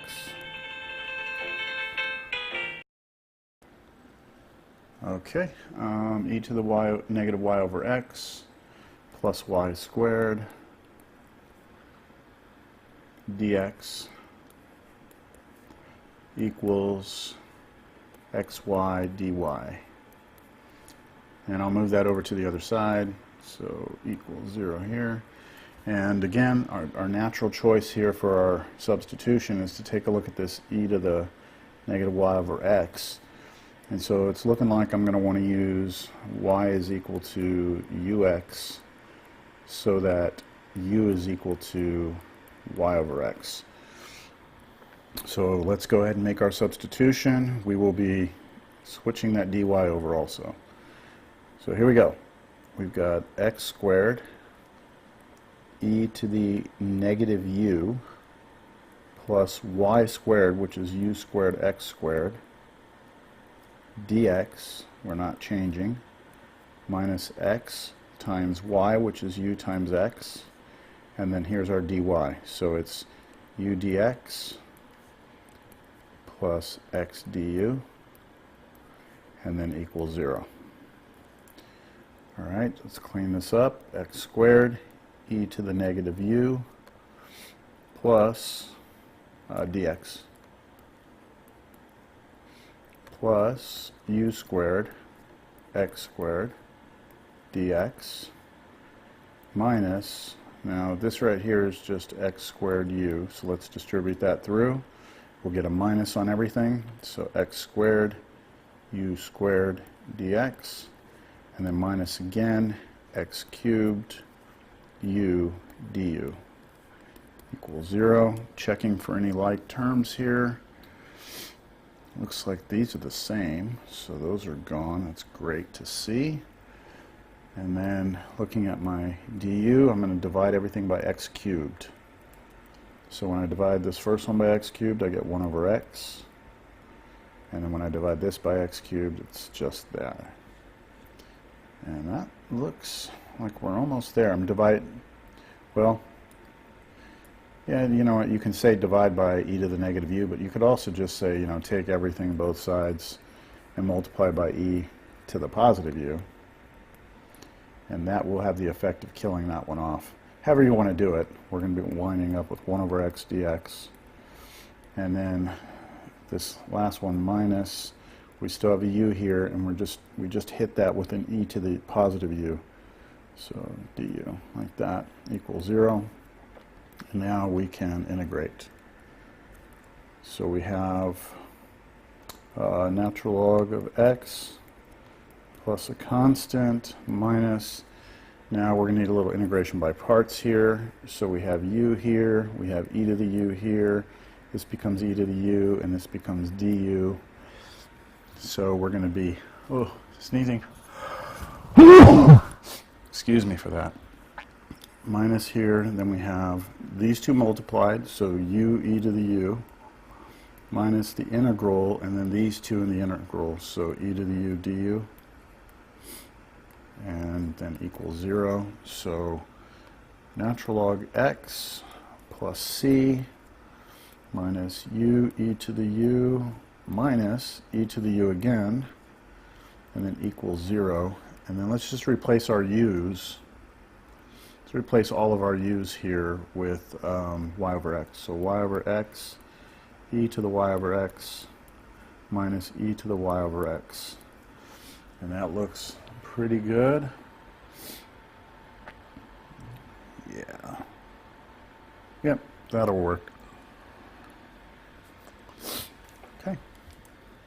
They do a little more in the back of the book. They multiply through by x. Okay, no big deal. Next one, 27.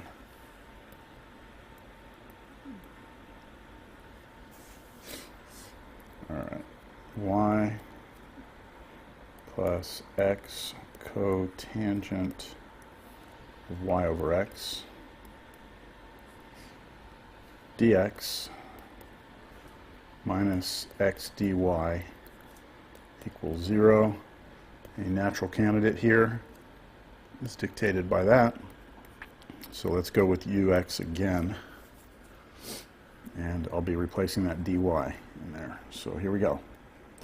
Ux plus x cotangent of u dx minus x, and then dy is u dx plus x du equals 0. Okay, we have ux dx plus x cotangent u dx, and then we have minus xu dx, and then minus x squared du equals 0. And I do have some like terms there. Those are gone. And let me divide through everything by x squared there. All right, because I'm looking at that du term. So divide through by x squared, it's going to be gone. And then this one just becomes 1 over x. And then let's divide through by cotangent u. So dividing by cotangent u, I'm going to get this one to go away, and then this right here, this is really like a 1, and I'm dividing by cotangent u. And so what we're left with is 1 over x dx minus 1 over cotangent is the same as tangent of u, and then du equals 0.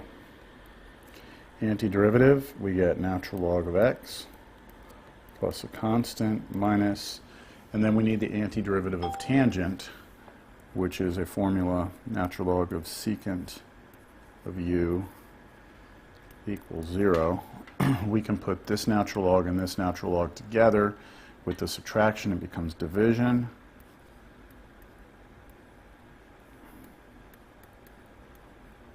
And then let's move that constant to the other side. And then let's do e on both sides. So x over secant. And then let's plug in, let's see, u is going to turn out to be y over x. So secant of y over x and then equals e on both sides. E to a constant, still a constant. And you could look at this as being 1 over secant, which is cosine. So this is the same as x cosine of y over x equals some constant. Pretty nice, pretty nice. 28. Hope I gave enough time there to look at that solution there. I think I did. All right, 28 dy dx equals y over x natural log of y over x. So that y over x is in the natural log there. So I'm going to make a substitution. Y is equal to ux, which means y over x is u. And I'm going to multiply both sides by dx. And I will be also replacing my dy here. So let's go ahead and, oh, and I need to multiply both sides by x. So that kills this x off on this side, gives me an x over here. So here's what I've got, x. Then dy is going to be u dx plus x du.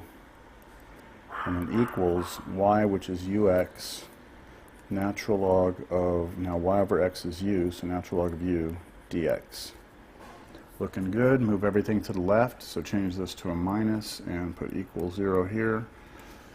And distribute. So x u dx plus x squared du minus ux natural log u dx equals 0. I don't see anything that cancels here.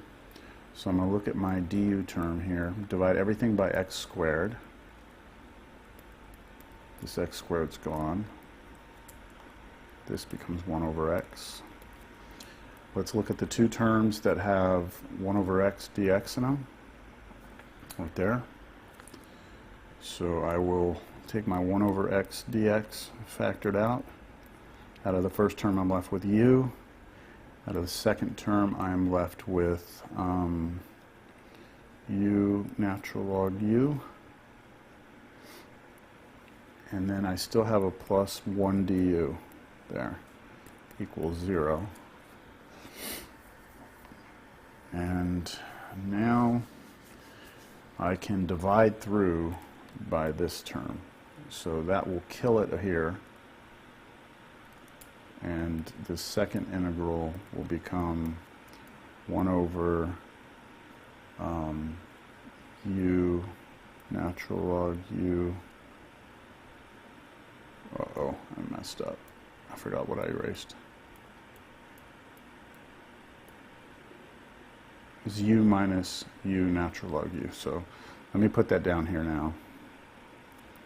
U minus u natural log u.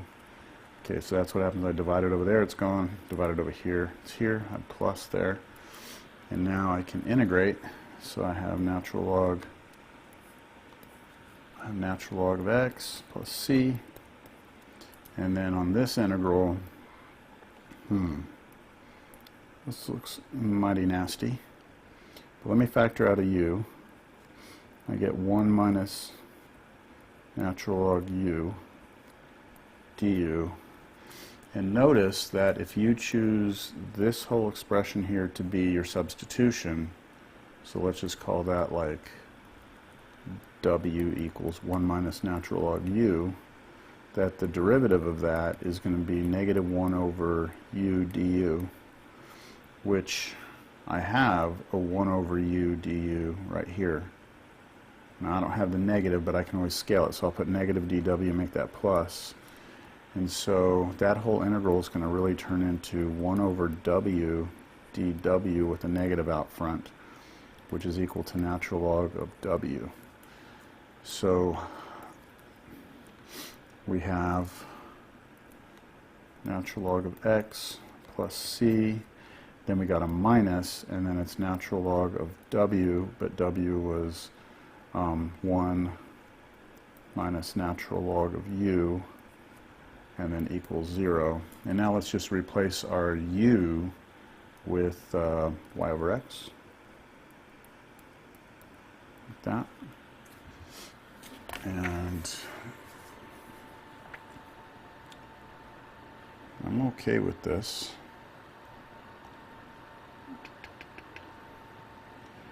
Yeah, I guess we could try and clean that up a little bit, but let's see what we could do with this. It doesn't look fun, but let's put these two logs together. So if we did that, we would have natural log, and then we would have x on top, and on the bottom, we would have 1 minus natural log of y over x. And if we take our constant to the other side, got that.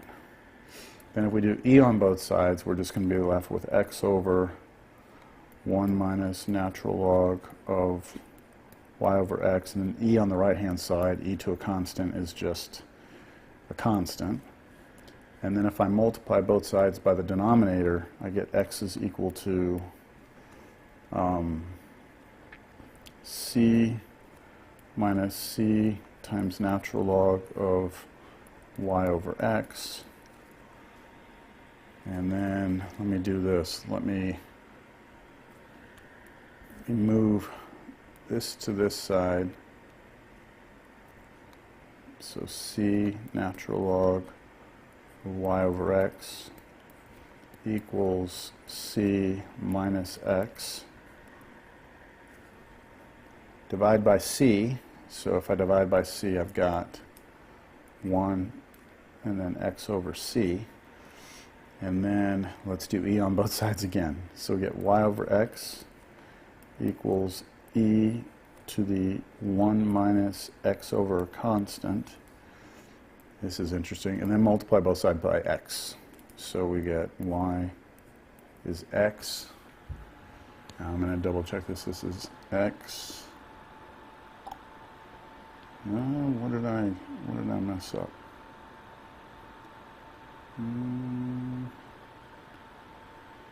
Oh, they may have split it into two. I think I'm okay with just sticking with this answer. Ours just looks a little different, but I'm okay with that. All right, that'll work.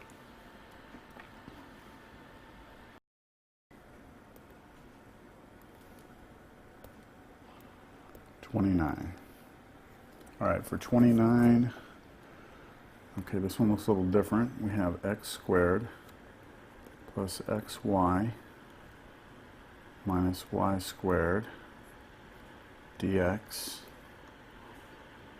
plus xy dy equals 0. All right, so now what we'll do here is we will take a second just to double check something.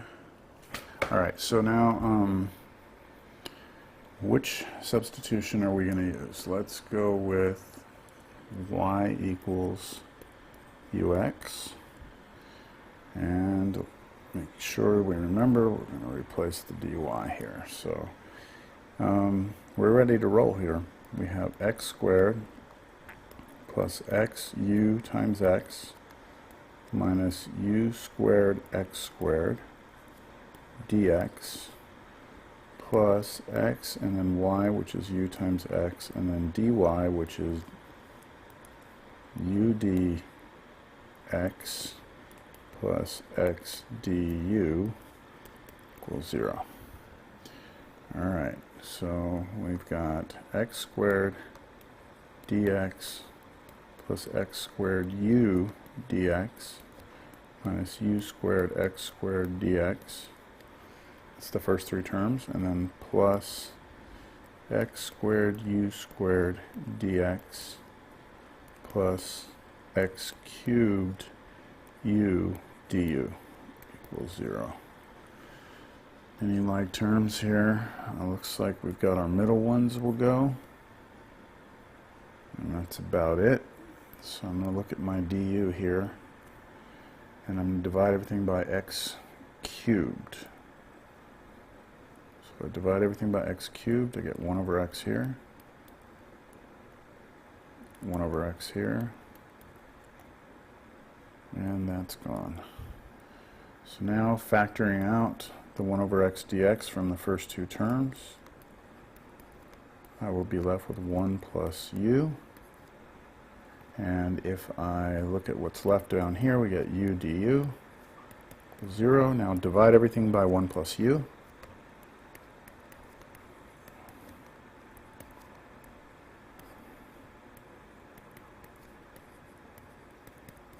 And now we can integrate. Make note, use that little trick again, that I can write that as u plus 1 minus 1 on top for u plus 1, and then group them, I get 1 minus 1 over u plus 1. So that's that little clever trick. So I'm doing antiderivative. I've got natural log of x there, plus a constant, plus, when I integrate this, it's the same as integrating this over here. So we should just get u minus natural log of u plus 1 equals 0. And u was y over x. But let's put the two natural logs together first.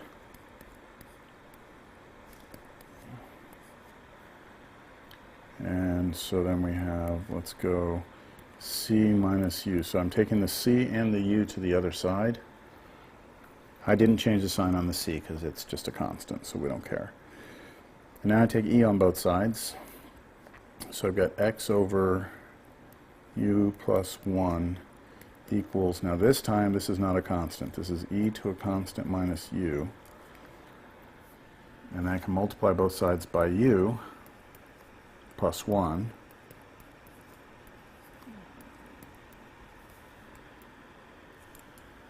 And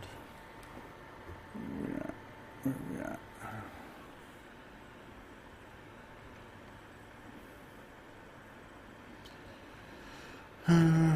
All right, well,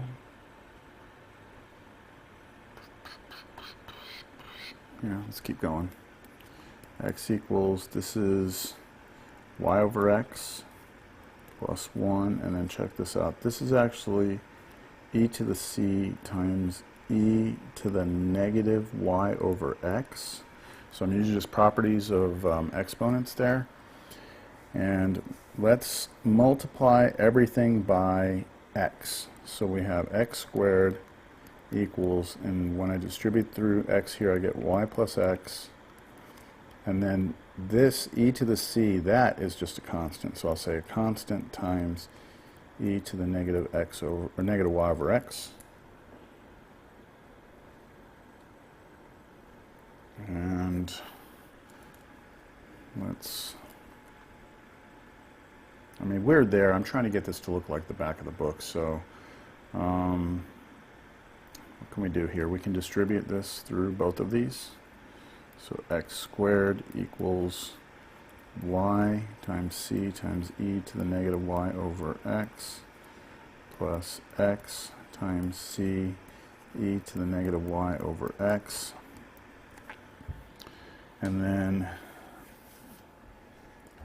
trying to solve for y, so let's get the x's to the right hand side like that, and then equals y c e to the negative y over x. And then finally, if we divide both sides by this, let's see what happens. We get x squared over c e to the negative y over x minus, now watch what happens here. We divide this, right, by this thing, and it goes away. So you just get x, and then equals y. And maybe one more thing to look at here. Bring this exponent up. Okay, bring that up, and that's going to be x squared e to the y over x minus x equals y. And then just keep in mind that this 1 over c is really just some constant. So I can just say that that's a constant out here. So that looks like that would be okay. So let me just double check. Y, you know, boom, boom, boom, boom. Okay, we're good. All right, now 30.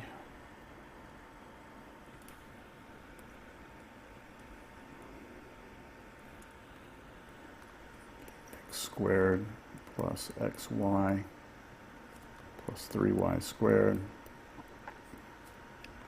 dx minus x squared plus 2xy dy equals 0. And we're going to use a substitution. Y is ux, which means we will be replacing that dy right there. All right, here it goes. This looks nasty. X squared looks actually a lot like the last problem.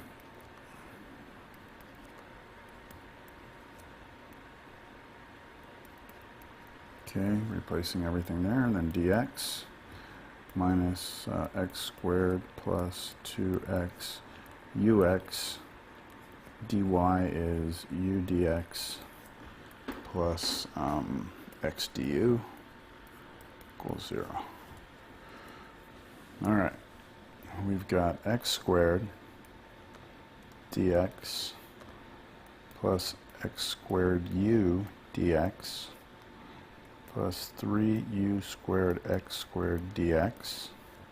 Okay, that takes care of the first part, and then now all these terms are going to be negative because of this minus sign, so minus, and I'm going to put this and this together, so x squared u dx, and this together, it's going to be minus x cubed du, and then the inside terms, we get minus 2, let's see, x squared u squared dx, and then our final multiplication there plus, minus 2 x cubed u du equals 0. All right, any canceling here?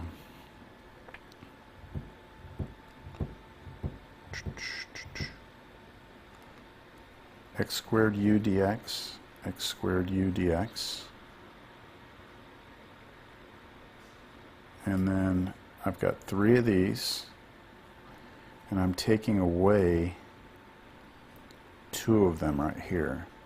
So that means I'm just going to have 1 of them left. So I'm going to just get rid of this one, and then I'm going to replace that 3 with that. These were gone because I canceled them. Okay, so that's where I am. I'm going to focus my attention on this u term. Both the u's have x cubed in them, so I'm going to divide everything by x cubed. So this becomes 1 over x. This becomes 1 over x. The x cubed is gone there. The x cubed is gone there. Oh, I dropped the u also. There we go. So that's good. Now this is just going to turn into negative 1 plus 2u du down here. And then if I pull out the 1 over x dx here, I'll be left with 1 plus u squared. And now I can divide by 1 plus u squared.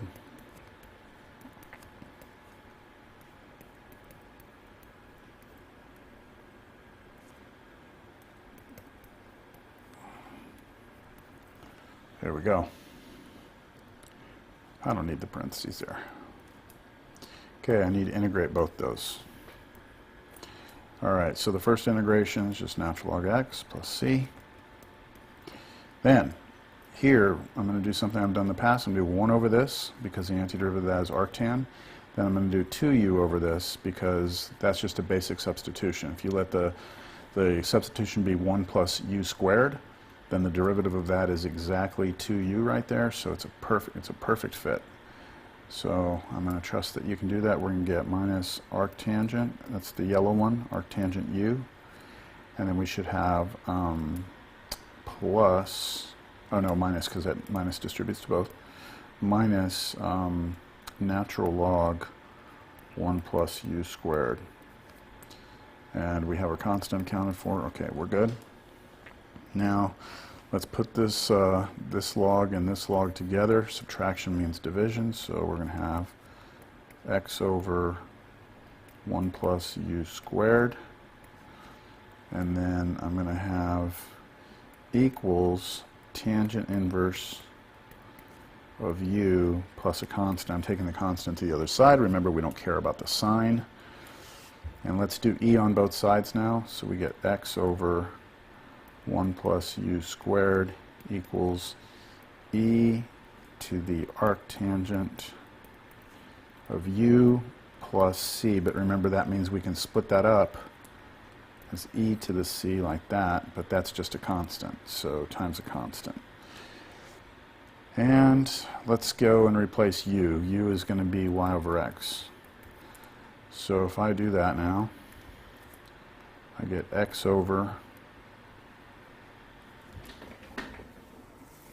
1 plus y squared over x squared equals e to the arctangent of y over x, and then times some constant. Let's multiply the top and bottom here by x squared. That will have the effect of clearing out the fraction there on the bottom. We get x cubed on top. And on the bottom we get x squared plus y squared equals some constant times e to the arctangent y over x. And then we can multiply both sides by x squared plus y squared. So x cubed equals x squared plus y squared times some constant. I guess I can put that constant out front. E to the arctangent of y over x. All right, let's take a look and see how that looks. All right, we're good. We're going to be working on number 31 now, and we're going to kind of switch gears just a little bit. We're given differential equation, and we are asked to solve the differential equation subject to the given initial conditions. So this is just like the last section. We're just going to add one more element onto the end of the problem by using the initial condition that y of 2 equals, y of 1 equals 2. All right, so same ball game here as before. Let's just kind of clear out the fraction there.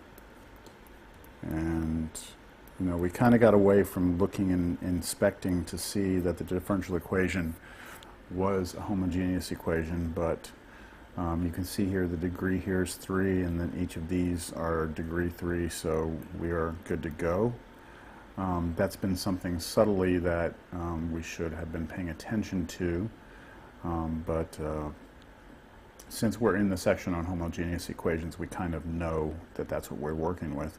But down the road, you want to pay attention to that. When you have just a differential equation in general, you want to kind of take a look at it and categorize it. So, all right, here we go. So for this one, let's go ahead and make a substitution. Y is ux. So if we do that, I'm going to skip some of the work here because I think it just would take too long. I'm just going to trust that you could get this to 1 over x dx and then plus u squared du equals 0. And at that point we integrate natural log x plus 1/3 u cubed plus c equals 0. So again, I realize I am skipping quite a bit there, but that is just going to take too much time, sorry. Natural log x, and then here let's go ahead and replace u with y over x. So this is y cubed over x cubed, so I'll just put the x cubed down here like this, plus c equals 0. And then let's multiply both sides by 3x cubed. So 3x cubed natural log x plus y cubed plus c times x cubed equals 0 still. And I think that's probably sufficient at this point. Now let's figure out what that c must be. So this is where the real difference in the problem is. We just need to figure out what y of 1 equals 2 means. That means when we replace x with 1, we should get we should also replace y with 2. And let's see what happens. We get 3 times 1 cubed natural log of 1, but that's going to be 0, plus 2 cubed plus c times 1 cubed equals 0. So we're going to get 8 plus c equals 0, so c is equal to negative 8.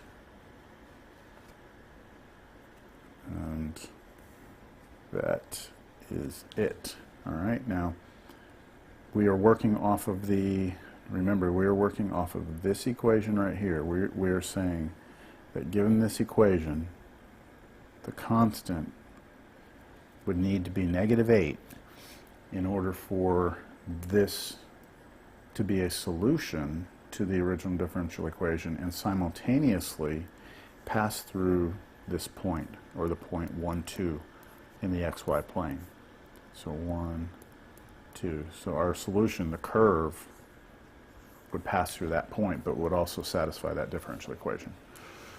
All right, let's look at number 32. So 32,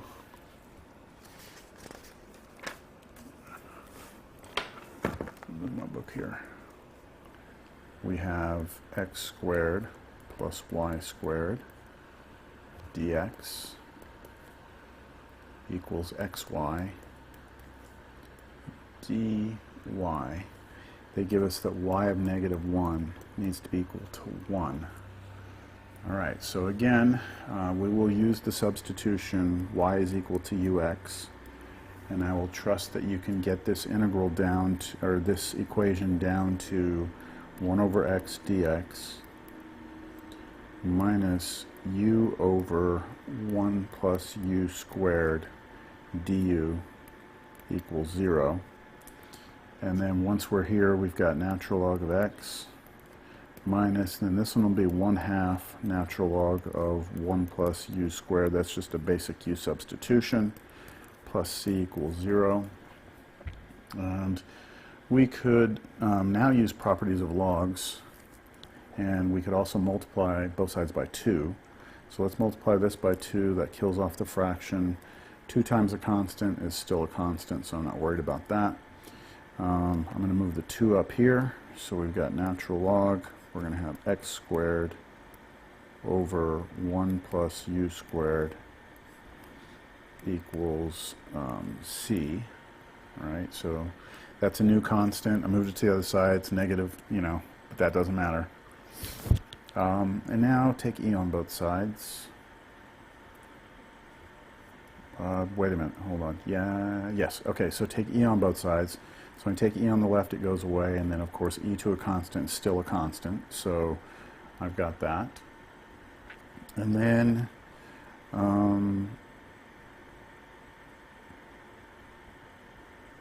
let's substitute in. So x squared over 1 plus is going to be y squared over x squared equals some constant. And now what I'll do is I will multiply both, or top and bottom here, by x squared to clear the fractions in the bottom. So we get x to the 4th over x squared plus y squared equals some constant. And then I'll multiply both sides by, well,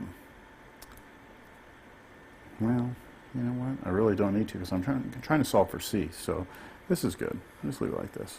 So with this as our relationship between x and y, using the initial condition that y of negative 1 must equal 1, then if we replace our x's with negative 1, we get negative 1 to the 4th over negative 1 squared plus 1 squared equals c. So our constant needs to be 1 over 2. So c is 1/2. All right, that's it for that one. 33. All right, so because I'm not really working with this that much, I'm just going to write down, to save us some time, I'm just going to write down what you should get the, well, you know what, just in case you're watching this video and you don't have the book, I'll write it down. So it's 2x squared dy dx equals 3xy plus y squared. And we have the initial condition that y of 1 equals -2.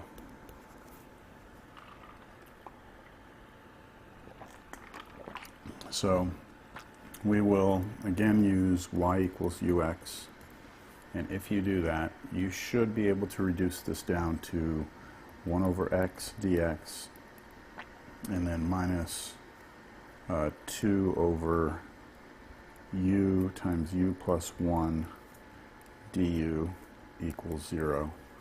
And that will give us natural log of x minus, now this is going to require a partial fraction decomposition. Once you integrate that, or to integrate that, you'll need partial fraction decomposition. And so what we'll wind up getting is -2 natural log u plus 2 natural log of u plus 1 equals c.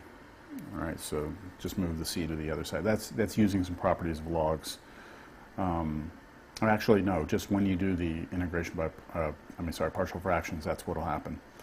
And now we have 3 logs here, so let's just pop these squareds up, or 2's up as squareds, and then use our properties. So we're going to have natural log, we're going to have the x on top, and then on the bottom we'll have this u here because it was subtracted, but it'll be squared. And then this one right here is on top because it's added, so u plus 1 squared. Alright, and that must equal some constant.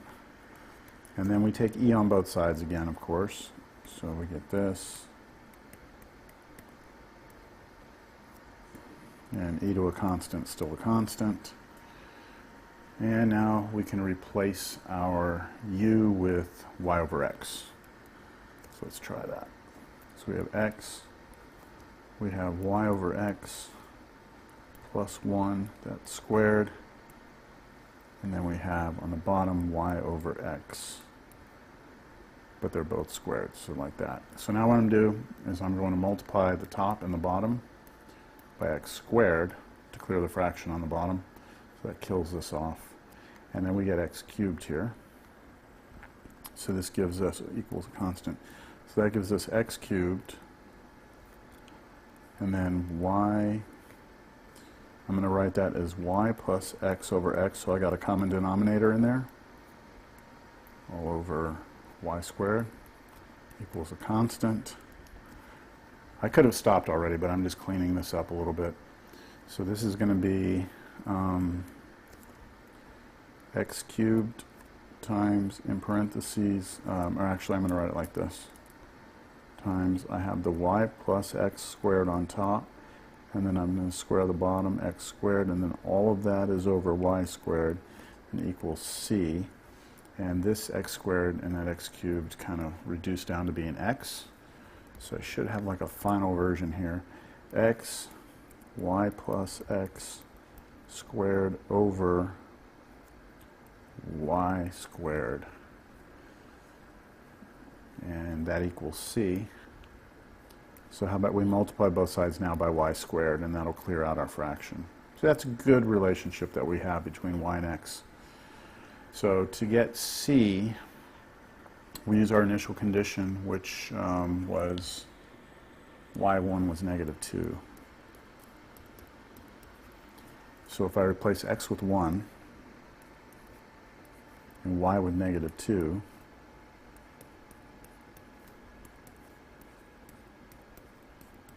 we should get here on the left side, this looks like 1 equals, and that looks like 4c, so c is a fourth. All right. So now 34.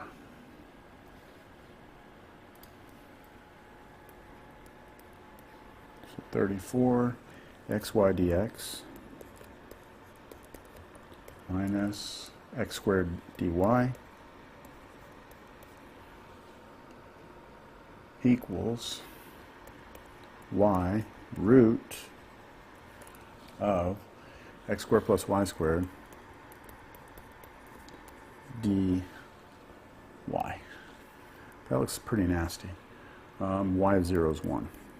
We did something similar to that. I would say like on number, what looks pretty close to that. Maybe like number 20 was something like that. So I'll trust that you can get to the next step, which would be, and by the way, on this one, using the substitution x equals vy works better. And so what you wind up getting is, after you go through and do all that plugging in, you should get 1 over root of v squared plus 1 dv minus 1 over y dy equals 0. So now everything is in terms of v and y, and then this integration here, when you integrate, you're going to have just a formula for that one. So this is just going to be natural log of v plus root v squared plus 1, so that's a formula, minus natural log of y, and then plus some constant. And then put those two logs together. So natural log, we're going to have division, v plus square root v squared plus 1 over y equals c. And then take e on both sides, so you get v plus root v squared plus 1 over y equals e to the c, which is still some constant. And now let's get our v's switched over. And just remember, we did x is equal to vy, so this time v is x over y. So we have x over y plus square root x squared over y squared plus 1 over y. So let's just multiply everything by y. Let's try that. We multiply, not everything, top and bottom by y. No. Let's not do that. Let's multiply both sides of the equation by y. How about that? And then let's get a common denominator in here. So, and also let's do that. X over y plus square root of x squared plus y squared over y squared. There's our common denominator. And keep in mind that this can be split up into two roots, so we can do root on top, root on bottom. If we do the root on the bottom, that's just y, so I'm going to put y down here. And now let's multiply both sides by y. So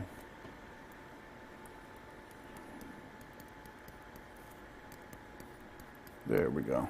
Okay, so that just looks pretty clean. Now let's find our initial condition here. It was y of 0 is 1. So if y of 0 is 1, means that when we have 0 plus square root of, let's see, 0 squared plus 1 squared equals c times 1 squared. So the left side is just 1 and the right side is just c. So c must be 1. So wow, that was a lot of work to find that constant has to be 1. But that's what it is. 35. Okay, we have x plus y e to the y over x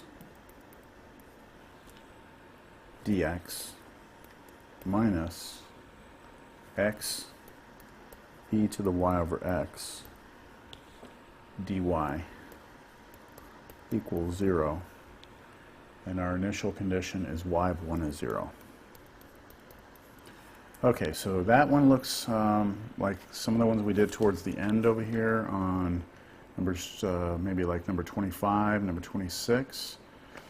So it's pretty indicative right here that's going to tell us that we want to use the substitution y is ux. That way we can replace y over x with u.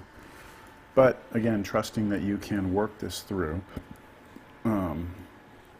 you should wind up with something that looks like this. You should get 1 over x dx minus e to the u du equals 0. And that's a super nice thing to integrate.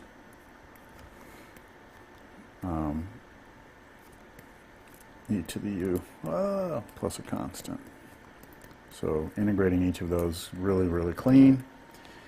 And then we can replace u with y over x, and then plus c equals 0. So if this is our equation, then our initial conditions were y of 1 was 0. Means when we replace x with 1 and replace y with 0, we should be able to get c. So this is 0, and e to the 0 is 1, so this is minus 1 plus c equals 0. So that means c must be 1 again. Okay, good.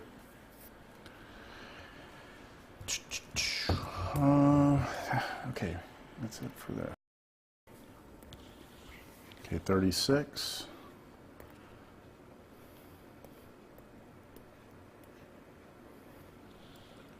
Y dx equals y cosine of x over y.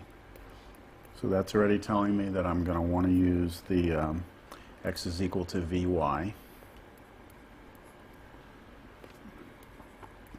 dy equals 0. And then y of 2 is, I'm sorry, y of 0 is 2. All right, so double check I got all that right. Okay, now, again, making these substitutions, you should turn out to get secant v dv, because you're going to make the substitution x is equal to vy. So you should get secant v dv plus 1 over y dy equals 0. And then the antiderivative of secant is natural log of secant v plus tangent v, and then plus 1, natural log of y, plus some constant equals 0. So you have two natural logs here. So since you have two natural logs with addition between them, we can put them together. So we'll have natural log of y times secant v plus tangent v, and that's all inside the natural log. And I'm going to say equals a constant. Then I'm going to take, apply e to both sides, so the natural log goes away. And on the right-hand side, e to a constant is still a constant. So we're there. And then we can replace v with x over y.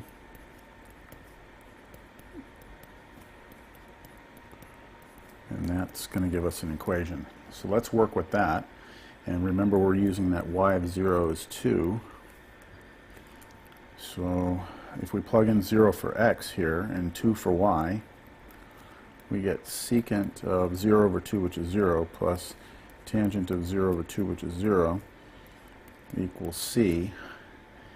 And so this one right here is 0, right? Because that's saying at what angle is tangent 0. And then this other one, secant of 0, is really 1 over cosine of 0. Cosine of 0 is 1, so that's 1 over 1. So you get, at the end of the day, that c is 2. All right. So here is our equation, and we figured out what c was. 37.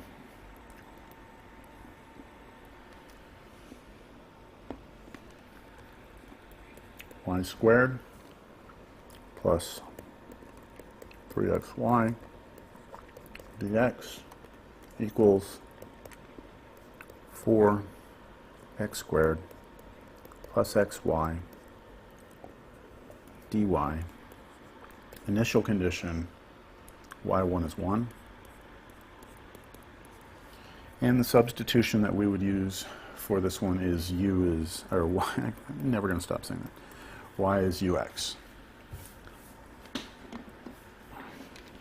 All right, trusting that you can get to this, you should get this down to 1 over x dx plus 4 plus u over u du equals 0.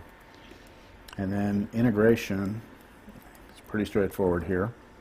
You have natural log of x plus constant plus, and then you can just split this into two integrals. 4 over u, antiderivative of that's 4 natural log u.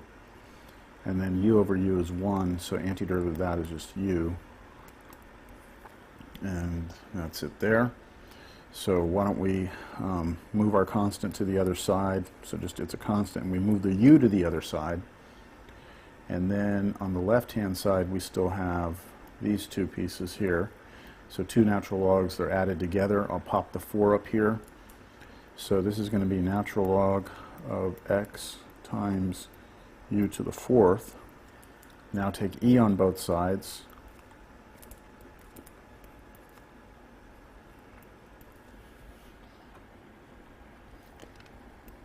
And I get e to a constant minus u, but remember that's the same as e to a constant times e to the negative u, but then remember e to a constant is just a constant. Okay, we've played that game before. Now remember that u is y over x, so this is y to the 4th over x to the 4th equals c e to the negative u. And then, let's see, one of these x's cancels, so we get y to the 4th over x cubed, but I'm going to go ahead and multiply both sides by x cubed, and let's replace that u up there with y over x. So this should be a good formula, all right, for our relationship between y and x and c. Now let's use our initial condition, which was y of 1 is 1. So if I replace everything with 1 here, I get 1 equals c times 1 e to the, see, 1 over 1 is negative 1, so, or 1 over 1 is 1, but then negative, so I get that. And then that's really just saying 1 equals c over e to the first power, which is e. And that, multiply both sides by e, you get c is e. You don't see that equation very often, right? Hey, c is equal to e. All right. All right. Sorry, I'm eating a mint. Okay, I didn't want y'all to have to hear me eat that mint, so I wrote the problem down for number 38, and on this one we're going to be using y equals ux, and going through the work you should be able to get to 1 over x dx, and then minus 2 times 1 over u cubed du equals 0. And now when we integrate, we'll just remember that that is really u to the negative 3. And so we get natural log of x plus a constant minus, let's see, when we add 1, this is actually going to become plus 4. No, I take that back. Plus, that's it, u to the negative 2 equals 0. So yeah, if you take derivative, the negative 2 comes down, and that gives you that negative 2 out there, and subtract 1. Okay, so that's it. So, but that is really 1 over u squared. And u is actually y over x, so that's y squared over x squared. So that's really just x squared over y squared. So let's go ahead and multiply. What do we want to do? Nah, we'll leave it, but let's move the constant to the other side, don't care about the sign. Like that, and then move the x squared, y squared over. Now take e on both sides, and then we get e to a constant times e to the negative x squared over y squared. I hope that we've done that so many times, I hope that's okay. And then now this is just a constant, so that's a good relationship that we have. And now let's go find c. The initial condition was y of 1 was root 2. So that means if I go 1 here, c times e to the negative, let's see, 1 over root 2 squared is a half. And so now just multiply both sides by e to the 1/2. E to the 1/2. And these are gone, that's 1. And so you get c is equal to e to the 1/2. All right. Good. 39.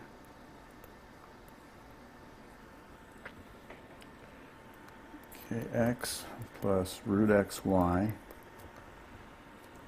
dy dx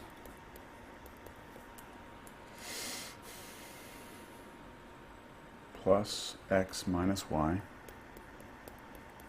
equals x to the negative 1/2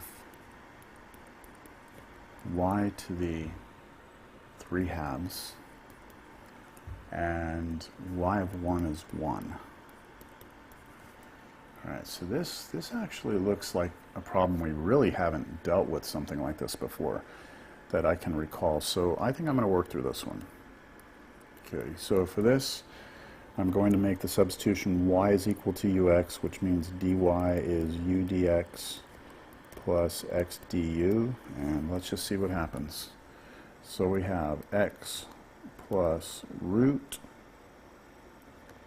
x times ux. I should have multiplied everything by dx. Okay, let me do that. Let me just make sure you understand that's gone. This is going to be dx here next to that, dx here, and dx here.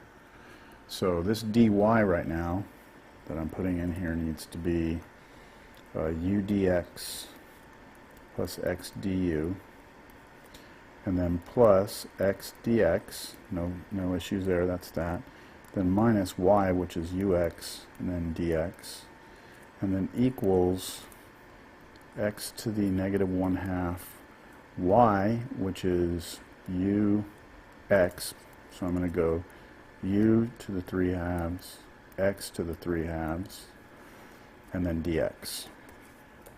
Alright, so just be careful. This right here is y to the 3/2.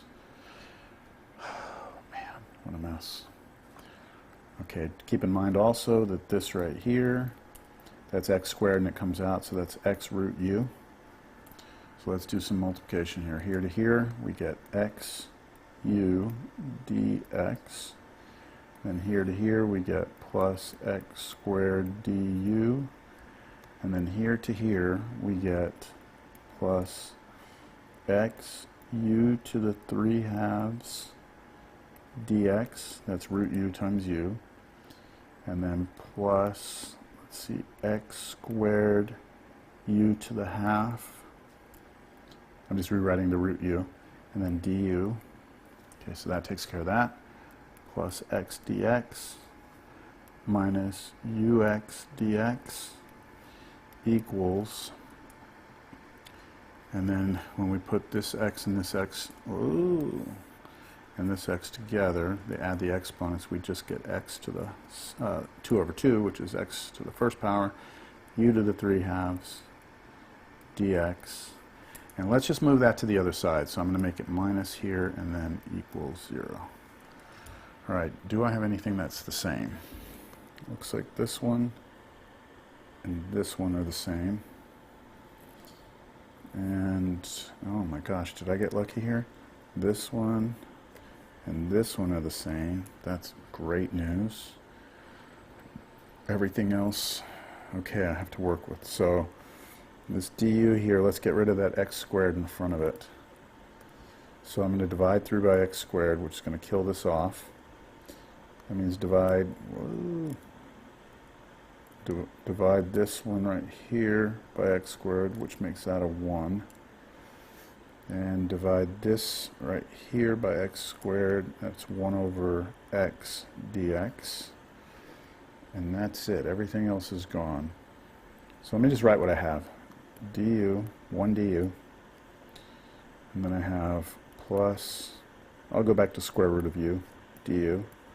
That's this one. So I've got that one and that one. And then my last one, plus 1 over x dx equals 0. And that's nice because these both have du, so I can just factor the du out.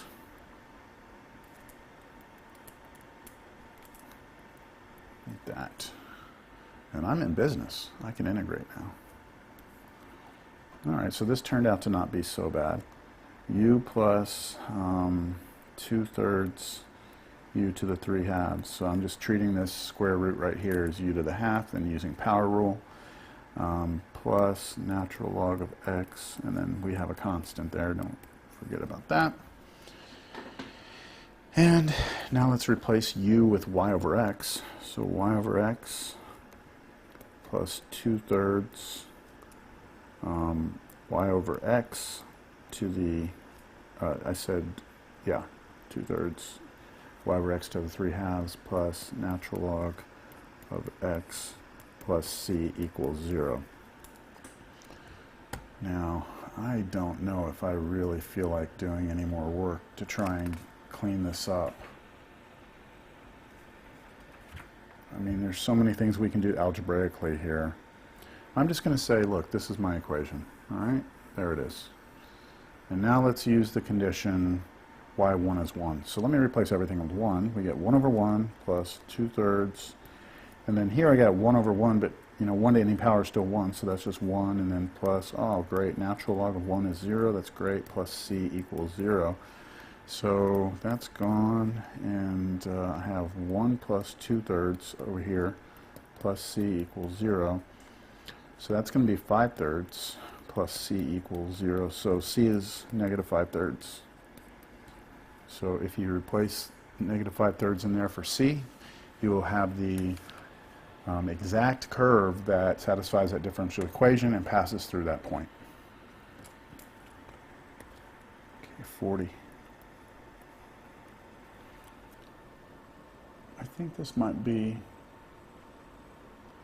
the last one I do. No, let's see what happens here. I'm trying desperately not to get burnt out on this.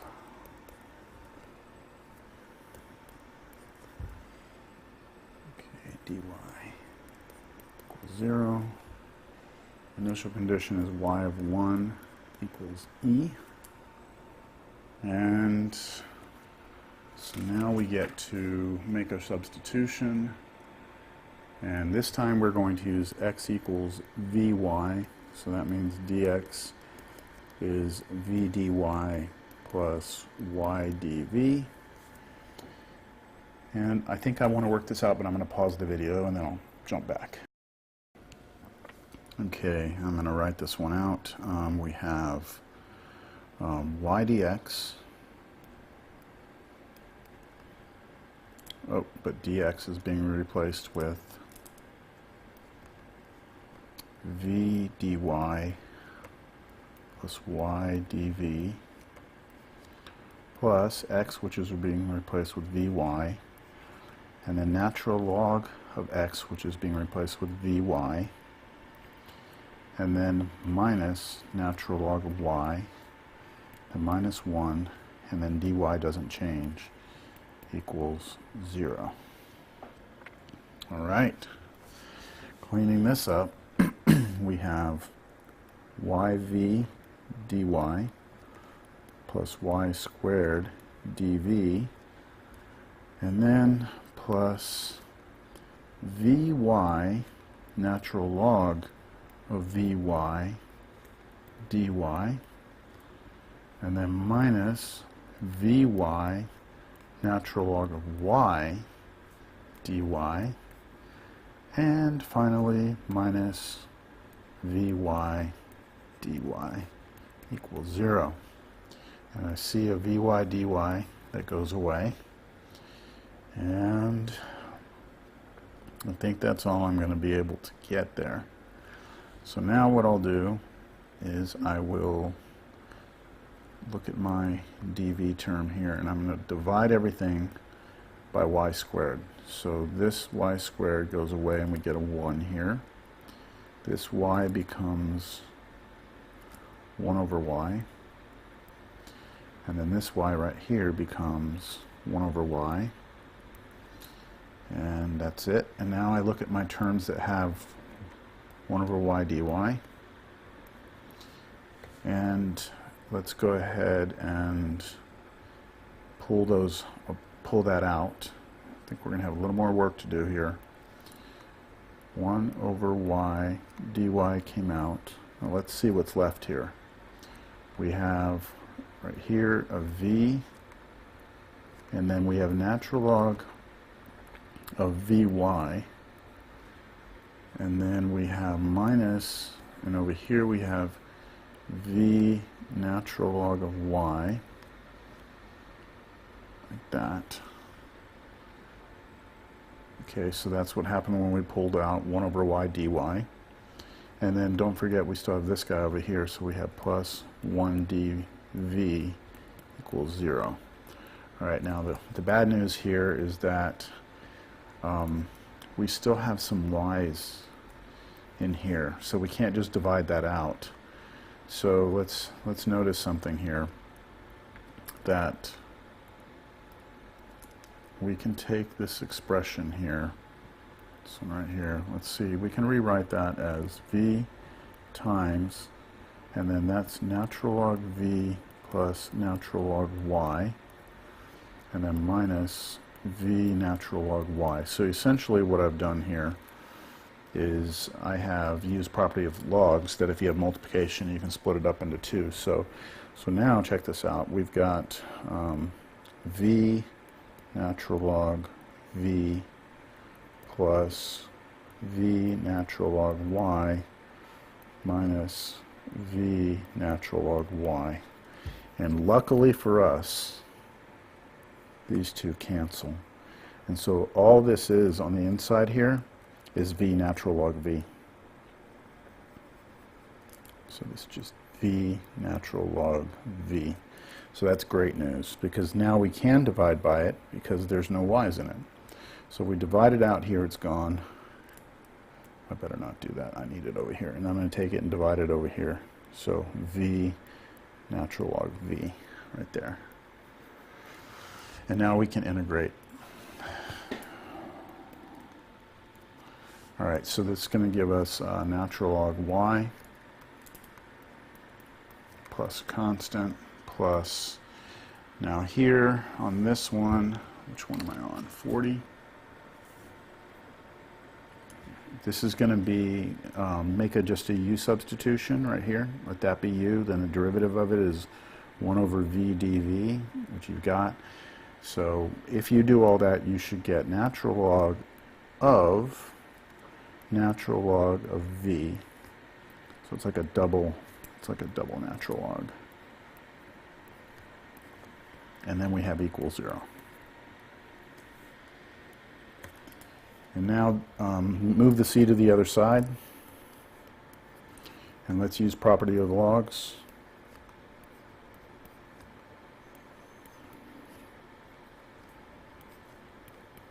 Now let's take e on both sides, and of course when we do e on the left, the natural log goes away, and when we do e to a c, we just get another constant.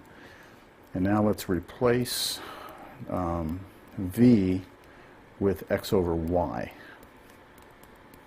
And I think that that's a good equation there. We could split that up, but let's just go with that. I like that. And now let's, what do we have? The initial conditions was y of 1 was e. So y of 1 was e, was the initial condition. So that means e times natural log of 1 over e must equal c. And this is the same as e times natural log of e to the negative 1 equals c. And natural log of e to the negative 1, the natural log and e kill each other off, you just get negative 1. So e times negative 1 equals c. So c is negative e. All right.